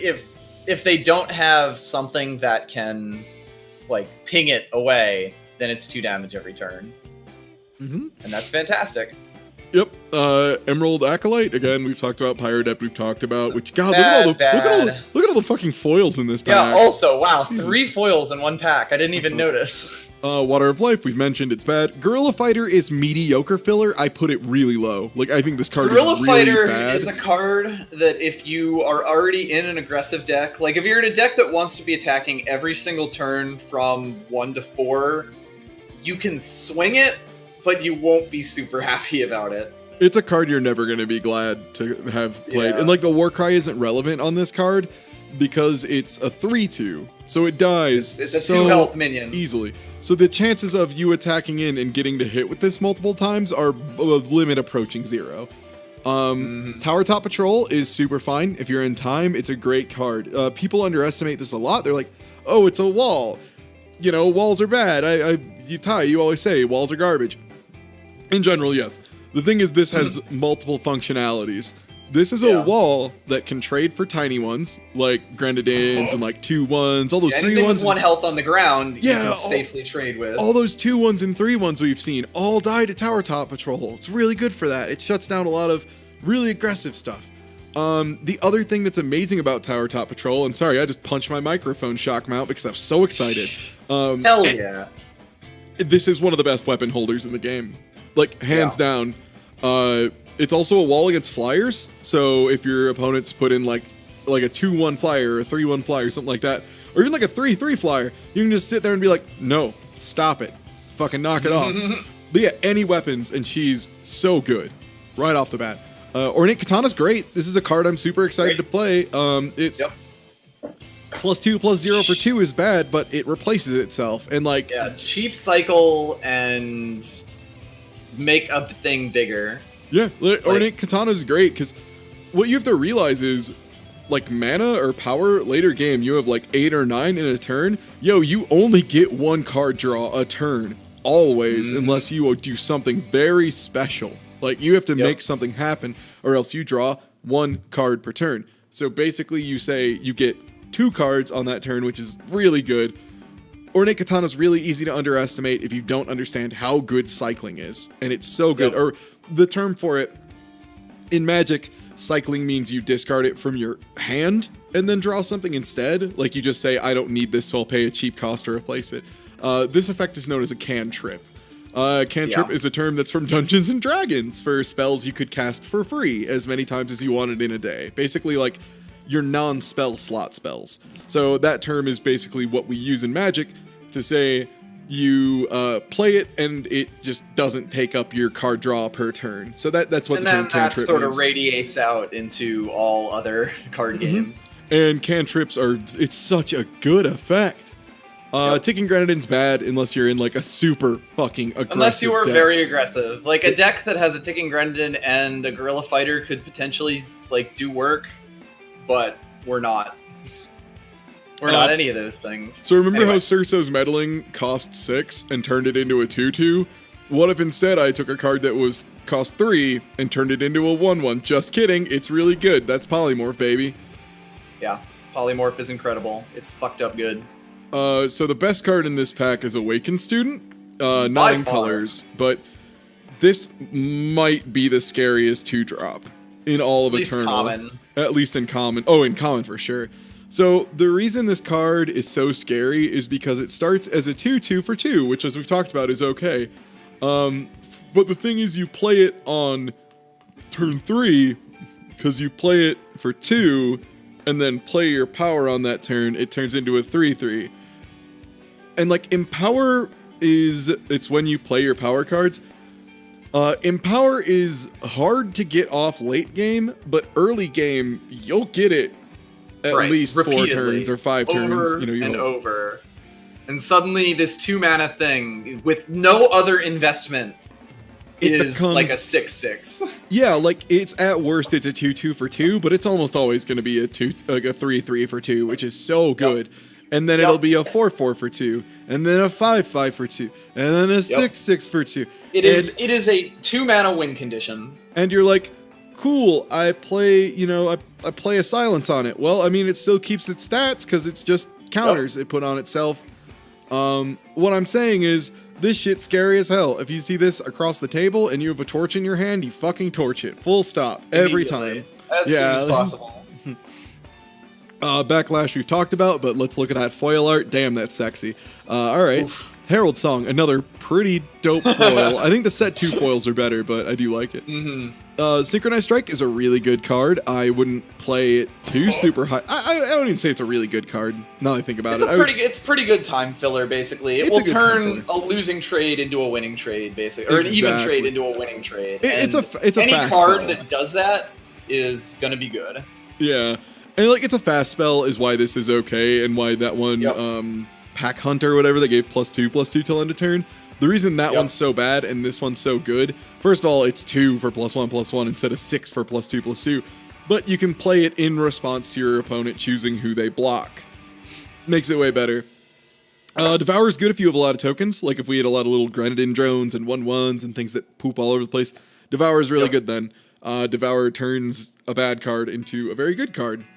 Devour also turns a losing trade into gain health and don't take damage and draw cards. It's like, yeah. Oh god, I just choked because I breathed in to say something so fast. Fucking rip. Oh, I can't believe I'm dying. But yeah, no, it's really good for like, what you can do is you can declare who you're going to block. So like your opponent attacks, you tell them what you're going to block, and then after you've declared what you're going to block, there's like another chance for you to play fast spells. You can devour something, and unless it had overwhelm, it stays blocked. Like it is in the state of fighting the thing you put against it. So it basically would be like, let's say this Direwood Rampager is getting ready to just murder a Grenadin. It's like, I'm gonna kill that motherfucker, and then it just explodes, like, and turns into cards for you and stuff. And it's kind of like, whoa. So really good uses there, things to talk about. Or yeah, if they're about to silence something, you can just be like, no. Like actually, just like Devour ends up being really free a lot of the time. So if you have a lot of smaller stuff, that's the biggest thing about it. Yep. It's something that you wouldn't realize if you only played Hearthstone. Is there's a lot of like places you can use Devour that make it it's just much free. Better than it looks. Direwood Rampager is bad, not good, but it's if you're really desperate for heavy drops, it's okay. Like 6 mana for 4 health is just such a tough sell. Yeah, there's a lot of stuff that kills this that's cheaper. Like, I mean, damn, let's just look in our own deck here. Crownwatch Deserter plus Copperhull Herald means they only get to take one of them. Like Valkyrie Aspirant, Cloud Snake Hatchling plus Crownwatch Deserter, they only get to kill one of the, or no, they get to kill both, but it kills it. I don't have a ton of them in this deck, but there's a lot of things that either have 4 attack, or there's a lot of ways to deal 4 damage, or there's a lot of things like that. Like, there's so many situations. It's not a great card. It's hard to explain, but there's... Anyway. Trickster's Cloak Pilfer we've covered. Song of War is an interesting card, but also a bad card. Song of War goes into a few token decks. It doesn't, but it could. But not very well, basically. Elder's Feather is really good because flying is disgusting, and flying... Elder's Feather is what we're going to take. You know what's great is this card's always been good. In the closed beta, which this is... back in the day. I feel so old saying that, but it's like... It was like back in, November, December of last year. This used to be +1/+1 in flying, and it was considered... It's so much fun with, like, busted cards talking about how they used to be even better. Like, the thing is, it's like, it used to be +1/+1 and flying, and... The reason I want to say this is because at +1/+1 in flying, it was broken. It was considered an unacceptably powerful card. Broken. Yeah, it was just way too good. You could put it on anything, and any card became amazing. Like, if you put it on the one that's a Bright Mace Paladin, the 3/3 that gets lifesteal if it gets anything else, bam, 4/4 flying lifesteal. Disgusting. So one last thing I want to say about Song of War before we go on, because we're picking the Elder's Feather, is that the biggest problem I have with it is even in the dream scenario where you have, like, 4 War Cries on your 1/1 Grenadins, you attack in with a bunch of those. They block favorably for a bunch of them, so they kill off your units. And you got 4 War Cries, but the problem is they're on a single card. And that means if you... So, like, and again, this is the best possible scenario for Song of War in most cases, is that if they have the 1 removal to take that out, you lose the card that... Obviously, the card that they use the removal on, and also the value that you got out of the Song of War that you played. Yeah. And that's the dream, you know? Oh, wow. This is a time pack. Jesus. Yeah. Okay, so Ornamental Daggers is amazing. If you're in time, This is a card you probably want every time. This is probably an A card. Like, so a lot of people see this, and they're like, oh, +1/+1 for 1. That's not great. What you have to remember is, but then they'll look at like Crownwatch Greatsword, Crownwatch Sword, whatever it is. Longsword. So there's one that's +2/+2 for 2, and most people can look at that and say, like, that's pretty good, that's fair. And then they look at this and say it's bad. This is literally the exact same card, except it's split into 2. But better. Yeah, you have 2 1/1 for 1, so if you want them, you can just put them both on the same thing and then it's a Crown Watch Longsword. Or you can split it up. It's just good. Like, this is just a really good card. Ornamental Daggers is fantastic. It just makes so many different cards a problem. Time is also a faction with a lot of flyers, and it also pairs with 2 factions with a lot of flyers. Yeah, if you're playing... Flyers love Ornamental Daggers. If you're playing Primal or Justice, so that's blue or green, they all have great flyers, and cheap flyers, and things that just love this, and will die for this. Celestial Omen is a constructed card. It's a constructed card. This is a card that it's really nice and constructed, because if you're like a deck that severely needs combo pieces, it's just 6 mana, draw Find a piece. I mean, I know it says draw a card of choice from your deck, like, so it's obvious, but imagine if for 6 mana you could have a card that basically says, like, next turn you have whatever card you need in your hand, you know, something like that. It's very much a thing you use specifically in combo decks, or like some revenge decks use it now because it's 6 mana, pull the revenge, have it go off as destiny, you know, that kind of thing. Treachery's not great. It can miss, and 2 damage to a player isn't a great effect. Treachery is better than Sabotage in Draft because, again, it's units. But it's in 2 colors, and the 2 damage just doesn't do enough. It's basically nothing. No. Yeah. The thing is, like, you have to remember, life is a resource, but unless you plan on burning it all away, like, burning tiny amounts off rarely is the thing. Most games aren't won on exactsies. Most games are won on, like, -15. So, a lot of times that 2 just doesn't matter. If it was 2 damage to a creature and then do that, that'd be amazing! That would be so good! Well, that would be removal and then removal. Yeah, that'd be crazy good. That'd be some Hymn to Turok shit. Centaur Outrider is a fine filler. It's okay. Towering Terrazon, if you're in colors, is great. This is a great card. Fantastic. That is a reason to draft yellow, basically. Like, 6/5 is so hard to deal with. Like, it's a problem. It takes something. Yeah, Temper is fine. Temper is probably what we pick here. Elysian Banner is okay. And, like, probably doesn't make the deck, but... it's fine to have. Temper at least, you know, will do a thing. This has 2 of my favorite cards. Actually, this has 3 of my favorite cards. Damn it. So, like, okay, Stormcaller is a little too easy to remove at 4, but also can be a nightmare. But in draft, it is, like, it can just... it makes the math work better, basically. Yeah, she just fixes your math. Like, so they block. Remember that it is a repeatable effect that does not cost anything. Yeah, so, like, important part here. So, like, they block your 2/2 with your 3/3. Okay, cool. Then you have Stormcaller finish it off. Like, that's the thing is what does Stormcaller do? Well, she finishes things off, basically. Like, just anything that's barely there. Stormcaller forces your opponent to make bad trades. Yeah. Like, your opponent does not get to do optimal moves. Burnout's really good if you're in a burn deck and you have a lot of cheap shit and you don't mind. Burnout's hilarious if you're playing Grenadins. Yep. Sky Snapper is incredible and wins games all the time. So good. Fucked up good. Sky Snapper is great because it's a card no one takes seriously. And then they lie. Until it kills them. And then they die, yeah. I had a draft that Crazy Gamer in chat was watching and hanging out when I was doing it. And we nicknamed that draft the Space Adventures Cobra because I drafted like 5 of these. Oh my God. The deck was unstoppable. No one could answer it. Like, it was just too much. Like, no one could deal with all of it. If you could give Stormcaller Deadly, that would work, yeah.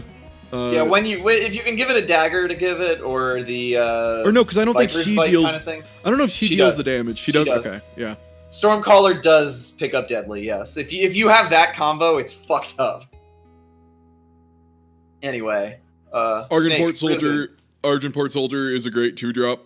3/2. It's a fine 2-drop. It's super fair. Yeah. Scheme is okay if you need to draw. This is for combo decks. Again, it's really good in those because you want one specific card most of the time. So looking through 4 and picking one is good. In draft, you're basically spending 1 to get 1, but you don't really have a lot of bombs. You don't have a lot of stuff like this. I'm going for Sky Snapper because I love this card. Yeah. Sky Snapper is another one of those cards that's just like, delicious. Yeah, everyone's like, oh, this card's pretty bad. Fuck, I wish we were in Combray, right? Okay. Yeah, wow, Second Awakened student. Jesus. That we're not picking. Jesus. What are our threes like? Let's see as far as playables here. Crownwatch Deserter. I'm just gonna cut Emerald Acolyte now. Yeah. Rebel Sharpshooter. Yeah, this is also a good time to go through the deck and just kill the like shield bashes and other shit that definitely doesn't make the deck. Yeah, it definitely doesn't make the deck. Let's see. Boltcrafter Shaman down there probably doesn't make it. No, it absolutely does not.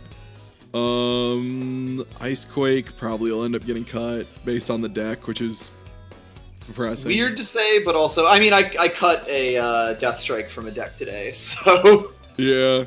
Like, that's another lesson you have to learn. It's like, really good card. We could use a 3-drop. I don't know. Well, the question is whether we take Tundra Explorer or Loyal Watchwing. Yeah. I feel like Mithril Mace is pretty good, by the way, but it's not like super exciting. It usually removes 1 creature and maybe 2 if you're lucky. Yeah, it's okay. It's pretty good. It's a good cleanup weapon when you're in one of those really scrappy games where the board is pretty wide, like with not huge things. Dark Return is so good, by the way. Like Dark Return is incredible. This card is so good because late game, early game, it means you like are still going to be up on cards. You're not going to lose all your cards really quickly, and you get to play stuff with a buff. Late game, if you have like 5 creatures in your graveyard, it's literally just draw the best one of those and make it better. Yep. Like, hell yeah. Like, for example, if I have some crazy good thing down, like a Renegade Valkyrie, and they're like, oh, I gotta spend removal on that, and then I just pull it back, and now it's got +1/+1, and I put it down again. Like, Dark Return is so good. Yeah. Never underestimate Dark Return. Also, I love the art for Dark Return. So good. Shadowy evil man with a busted noose around his neck. Noose on his neck. Oh, it's so good. Perfect. That is Flavor Town, baby. Oh, I love it. Scavenging Vulture is really good in aggressive decks. By the way, like it's really it's easy. 2/1 for 2. It's a 2/1 for 2 99% of the time, and it'll just bash you. It's pretty alright. Yep. Oh yeah, and flying for the record. And fly. Oh yeah, and flying. Yeah, flying is why that's good. Loyal Watchwing can be good if she gets any equipment on her. Because Warcry that evades is really strong. The evasive Warcry is very good. Just 1 health for 3 mana is 1 health tough. Is tough. Yeah, if it goes down. I like Loyal Watchwing, but you need to kind of sneak it in. I also like that, in Dark Return, the dude has bullet holes in his hat, so it's like, I love it because it's just like, and in the coat and stuff, it's like, they keep trying to kill me. Yeah, they're like, everyone keeps trying to kill me and I don't give a shit. We've talked about Guerrilla Fighter. Tundra Explorer in draft is just a 3/3 for 3. Don't play her for anything else.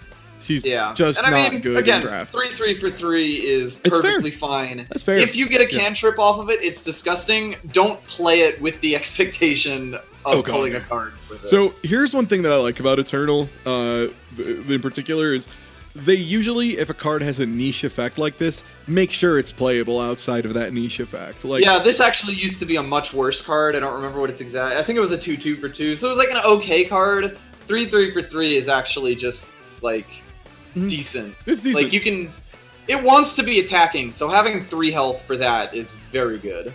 I think there's enough ways to kind of buff stuff. Like, it's only a couple, but I can give it Aegis to prevent removal. I can give it Emerald Ring to really make it go nuts.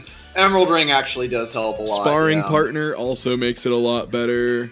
There's stuff, like it's not a terrible. It's better than I was thinking at the start. I'll go for it. Like it'll probably make it in. And we've already talked about Twinning Ritual, Trickster's Cloak, Predator's Instinct. You can watch the VODs later if you want. We just have Sky Snapper. Rampage is good, but Space Adventure Cobra, like just 100 Sky Snappers. Yeah, no, fucking put them all in my pockets. I'll use all of them.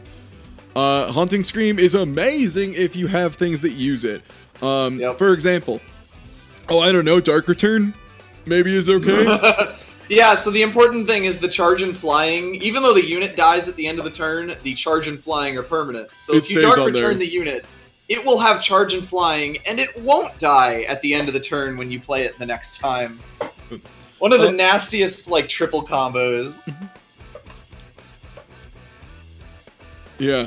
And the other thing is, yeah, that stays. So, like, yeah, Haunting Scream, you play that on, like, a card that's really good to play it on is there's a Gorgon Fanatic that is a 3/2 that when it hits your opponent, you sacrifice it, draw 3 cards? Or is it 2? Yes, 3 cards. 3 cards. Yeah, draw 3 cards and gain, like, 2 life or something, or gain 3 life, maybe.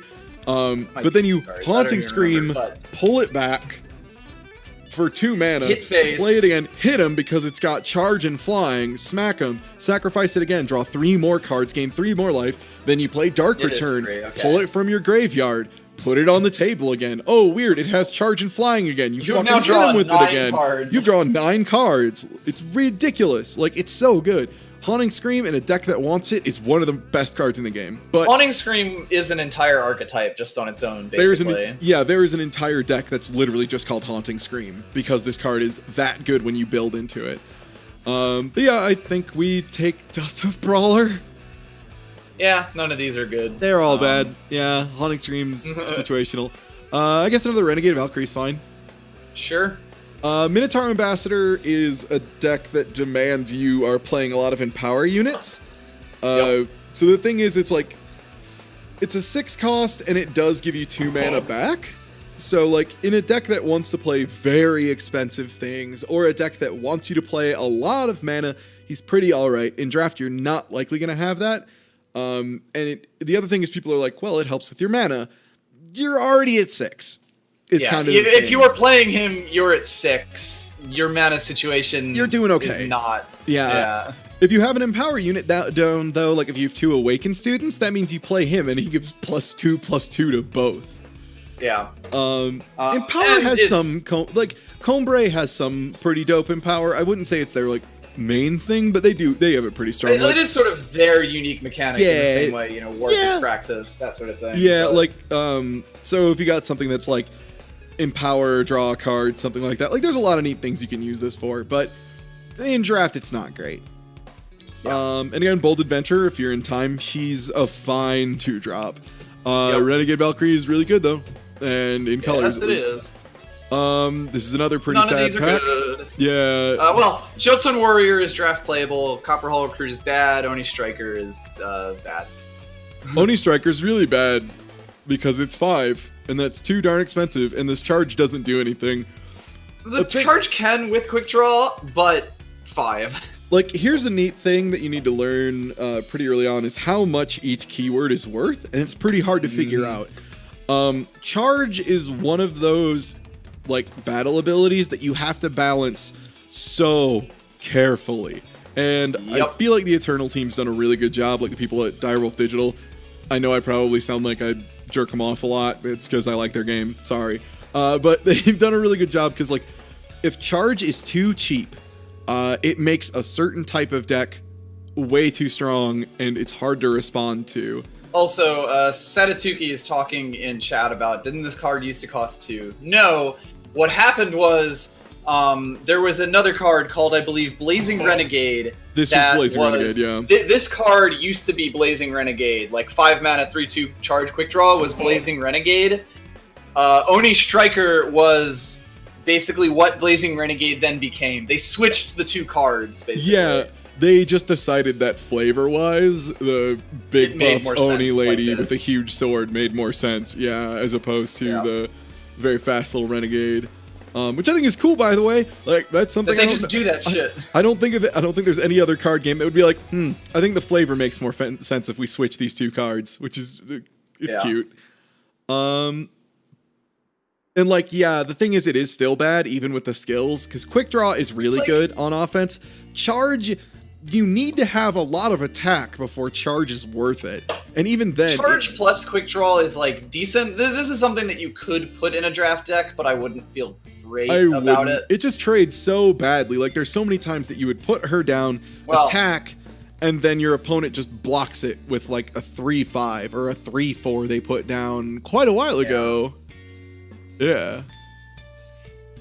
So I'll go with Jotun Warrior. It's playable. Yeah. Not great. Probably doesn't make the deck, but playable. Heavy Axe might make it in the deck. This is a really bad weapon. Just because only 1 health gained isn't great. Yeah. Remember there is the cost of a card. So this costs you 1 power, a card, and it gives you +2/+1. So it's playable if you're desperate. Amaran Camel is only for certain decks. 0-3 it's for 3. Chalice decks and Xenon Life Gain decks. And Xenon Life Gain, yeah. This effect, if it's allowed to snowball, can be really dangerous, but you need other people. Like, you need other stuff. Yeah. You need other things to work, basically. Mm-hmm. And Yeti Spy is okay. And yeah, let's see what we can do with the mistakes we've made. I have to piss, though. Yeah, so please do you can go ahead and do whatever with the deck to begin with. I'll grab another drink, so my throat's already drying out. I've been streaming too much today. Sure. I'll be right back.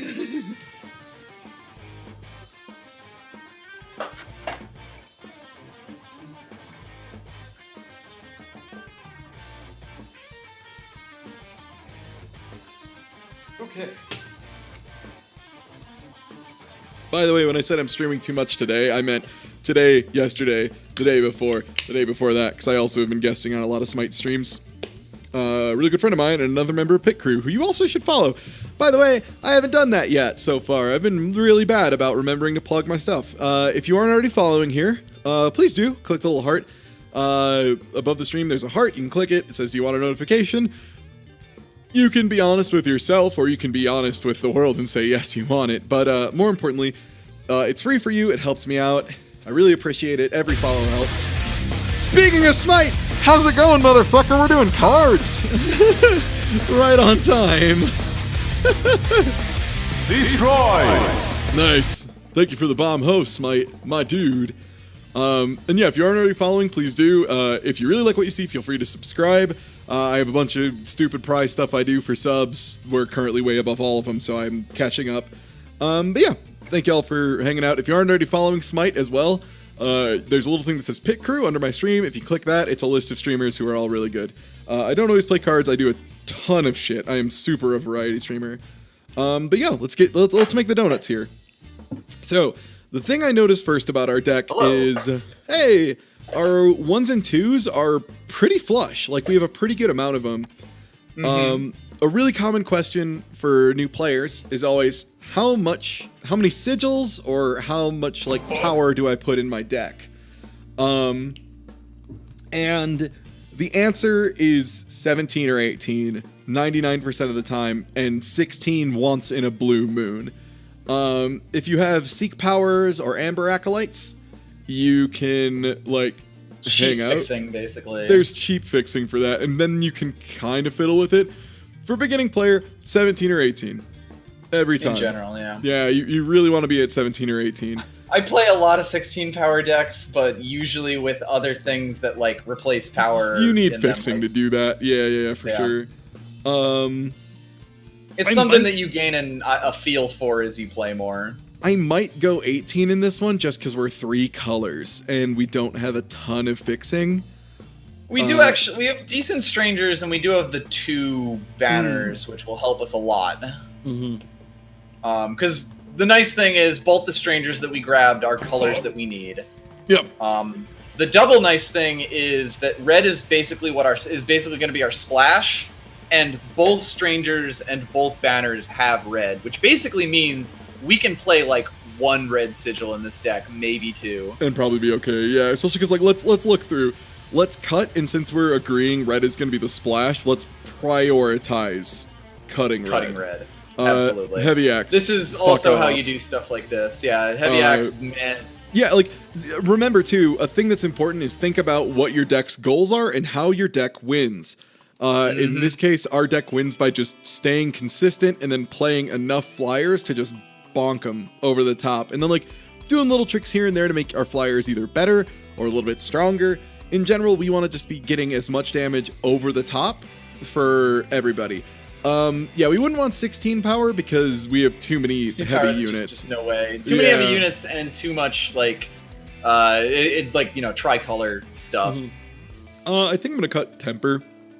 Just because if we're going to go lighter on red, we need to go lighter on red. So let's do that. That's why I'm also going to suggest Dusthoof Brawler. Yeah, absolutely. Cannon Bearer, I think we keep. Probably. Gun Down, I think we keep. So something that's sort of important that I can really bring up here is if you look at Cannon Bearer, you see that it has 2 red influences, which is something we've been talking about as being a red flag for a while here. The thing is, if something costs 5 or more mana, a double influence, while it's something you do need to consider, it's not nearly as bad as if it is something from 1 to 3 mana with double or more influence, because you have a lot more time to draw the 2 things that you need for that. Basically. In that case, I'm thinking, are 3s?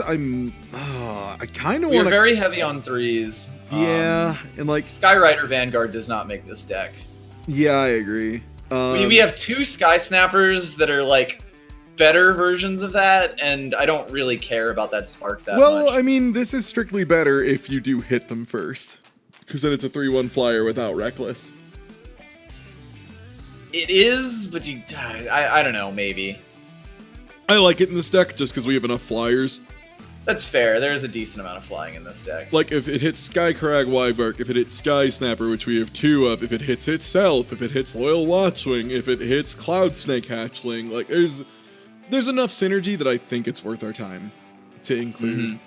The one I'm probably gonna cut, which hurts me a lot, is Icequake. Because Icequake I don't think Icequake fits in this deck, basically. Icequake is gonna be 7 mana kill myself right now. I think it's also, this deck does not want to rely on getting 7 power. Yeah, so again, I said Icequake is a really good card, but this is where that whole think about how your deck wins the game. And I told you ours is like small creatures, but like maintaining a decent amount and then getting some flyers in the air and making them a problem. And Icequake is the opposite of that. So I'm gonna take Icequake out of here. I'm sorry, I love you, Icequake. I cut a Death Strike earlier today, and that deck went 5/3. Sometimes you just got to do something that hurts. Yeah, I'm not sure about Rebel Sharpshooter. I think we have enough weapon synergy here and there to make it worth it. I do think that, especially like 1 Emerald Ring gets it, Sparring Partner gets it, Stalwart Shield gets it. Yeah. Elder's Feather gets it. That's actually a really fucked up one. Yeah. Yeti Spy, I think we cut, just because Yeti Spy is not good. So, Yeti Spy, again, it's a 1/1 for 1. The Infiltrate is cool, but if you don't get it on turn 1, it will be very tough for you to set up that Infiltrate, basically. Yeah, it's a hard card to make work. 4 of them at once, incredible. Like, if you have an aggressive one, if you have like an aggressive enough deck, you can play Yeti Spy. I have done that. In fact, my deck today had a Yeti Spy in it, but it's easy card to someone's cut. asking how the mana works in this game, or the power, or whatever. Yes. So basically, the way it is it's kind of a combination of Hearthstone and Magic, where you have your big number here. So like your 1, 2, 3, 4, 5. Those function exactly like Hearthstone. You have to pay whatever it is, and that's fine. Then there's a second set of things for each one. Like this one has the 1 little green on it. That's not you on the pay top it. left of the card. Yeah. It's not you pay it. It's you have to have played a minimum of that many of that color. So the reason that's really nice is, let's say I'm playing a deck with 3 colors like a dipshit, and I have 7 power, but only 1 of them is green. In Magic, that would mean you could only play like a Stalwart Shield or a Tireless Stranger.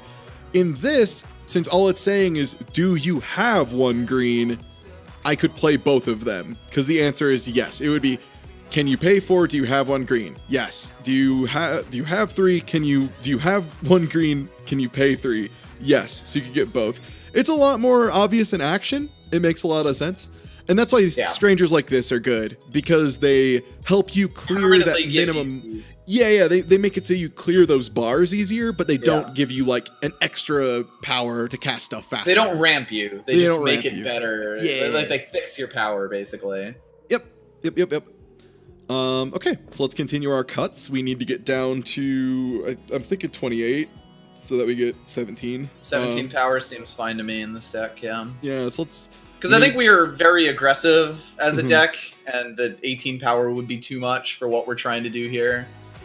I think we have enough removal that I'm alright with that Gundown might get cut here.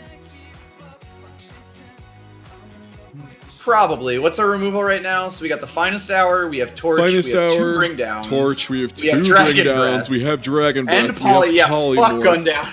Yeah, Gun we're down. super good. I hadn't read through every single thing, and now that I have, it's so like, much removal. Jesus. Yeah. Yeah. So one thing you do want is removal. Removal is just the ability to blow up someone else's stuff, basically. Yeah. The removal is spend a card, get rid of one of their cards, essentially. Ideally, it comes in many forms. Yeah, ideally you want to be able to blow up something worth more than the thing you're spending. So like Torch is 3 damage for 1. It super easily kills other stuff, and you can play it on their turn. All sorts of stuff. I think Valkyrie Aspirant gets cut here. And it's a flyer. Yeah. I don't think it's great though. We're not going to get up to 8. No. That's the big thing. God, what else do we want to cut, though? 2 drops do we have right now? 2 drops, we have Champion of Fury, Copperhold, Herald, Minotaur Grunt, 6. 2 Strangers, Sparring Partner. It's a little low. 6. But I think 6 is enough. So like you wouldn't want to cut any of the rest of the 2s, but also these are all really pretty good 2s. Yeah, and units I usually want 19 or 20 has been my experience. 18 at the lowest. That's generally what I go for. And I think I might now pull out Skyrider Vanguard or Jotun Warrior if we think the strategy really is going to be all flying, which I think it is. Also, why do I have Beyblade on this mix still? Congratulations. I mean, I'm leaving it. I'm not going to skip Beyblade, but I forgot it's on this playlist. I always do. I think Jotun Warrior gets cut. Jotun Warrior probably, yeah. And then our last one is probably either Vanguard or Loyal Watchwing. Yeah, because like neither of these have as much impact as I'd like. This one has better synergy. This one, if it does get buffed at all, is a nightmare in hell on earth. And if they don't have a flying unit by turn 3 is also worth noting. Like if you get 1 Warcry off of that in draft, you're actually in okay shape. Let's try it with this. Let's do Skyrider Vanguard out. And so we now have 17 slots for mana. Another thing, this is a really again, this is really more of a video series of 1 videos for people who have played a bit and know the game pretty well. But you want to play the least number of cards that is legal. Always. Right. Does not matter the times. card game. Always, always, always, unless you are playing a special card in your deck that says, if you play this and you have 200 cards in your deck, you win. That's literally the only time you'd want to play more than the minimum cards. And yeah. Wait. No, I didn't make too much room. I already pulled the banners out. So the other thing that's really crucial is understanding the reason you want to play the minimum always is because you are always going to have a worst card in your deck, right? Like there's always going to be a card that is the bad one or the one that you're least excited for. And you want to remove that one. You want to make sure that you draw the best card you can every turn. And every card you put in is basically you are lowering the chance of drawing a better card. Yeah, the chance of you drawing your best card is made, basically think about it like the heart of the cards in Yu-Gi-Oh! Every time you add an extra card that isn't the best card possible, that lowers your heart of the cards chance to draw the perfect card. So the heart of the probability. The heart of math, yeah. So yeah, always play the least you can. If you don't know for sure, just let me know that. Yeah, you're just at best, just trust me. Trust all the players over the years who have played it and all the professionals. If you look at every top tournament in the world, everything, their decks are always going to be the minimum size. If you don't understand the math, please at least understand that the professionals always do it for a very good reason. Right. No, 17, it's usually 16 to 18 in this. 16 to 18 are the ones that I tend to use for the most. Yep. Magic, you need a little bit more because you have to pay the cards by color. So, if I wanted to play a Torch and a Rebel Sharpshooter, I would have to have 2 red, no questions asked. And also the mulligan rules in this game are different, basically. Yeah, on your first draw, you are guaranteed to have between 1 and 6 power cards. So you can't maximum flood and you can't maximum drought. Yeah, you can't draw a hand of all sigils and you can't draw a hand with no sigils. Like, you will have some mana. And then on a mulligan, if you decide to redraw, you shuffle that whole hand into your deck, you draw another with 7, and that one is guaranteed on an equal chance, no matter how many power in your deck, to have 2, 3, or 4. So essentially what it does is draws a 2-power hand, a 3-power hand, and a 4-power hand, and then picks one with equal probability. Yep. So you don't need to have quite as much power, even if LSV repeatedly yells at everybody that they're not running enough power. Put more power in your decks. Put more power in your decks, you dumbasses. Sorry, LSV. Sorry, LSV. Sorry, person who knows. Sorry, person who has a little jokey quote in this. Also, person who is the person who taught me to play limited and draft formats in the first place. Literally listening to... Excuse me, Lewis.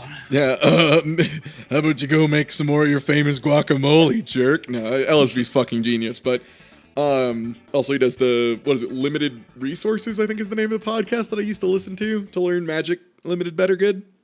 He's good. He's very good, but yeah, first luck, then skill, or it's first luck, then skill, now then victory. Skill. It's LSV, yeah. LSV's another great Magic player. People give him a little too much credit when they talk about this game and act like he made it entirely himself. That's not the case. Direwolf Digital is in fact in office with many people in it. But yeah, other neat things you can do. Like, I honestly, like, I'm probably gonna cut one of these red, I'm thinking, and putting in instead, like, probably a blue. Yeah, absolutely. I would run like 3 fire sigils max in this. I might even consider 2. Yeah. So, and the only reason I'd consider 2 is because we have 4 red fixing. Yeah. So that add power, by the way, there's like a little add power button I pressed. That uses this influence breakdown here and adds them automatically. It's always going to be within 1 or 2 of what you want, so it's pretty good. If you're a new player, don't worry too much about balancing how much of each color you have. Do turn on advanced deck making or whatever it is. Yeah, when you're first show that option off, actually. Oh, where is I think it's in the other menu option thing. Gameplay? Gameplay, yeah. Okay, go into gameplay, turn advanced deck building on. I wish they would just make this default on. It kills me that it's not. It basically lets you pick what your power ratio is, and even if you don't like change what it suggests for you, it's good to know what it is, you know? Yeah, it helps you know.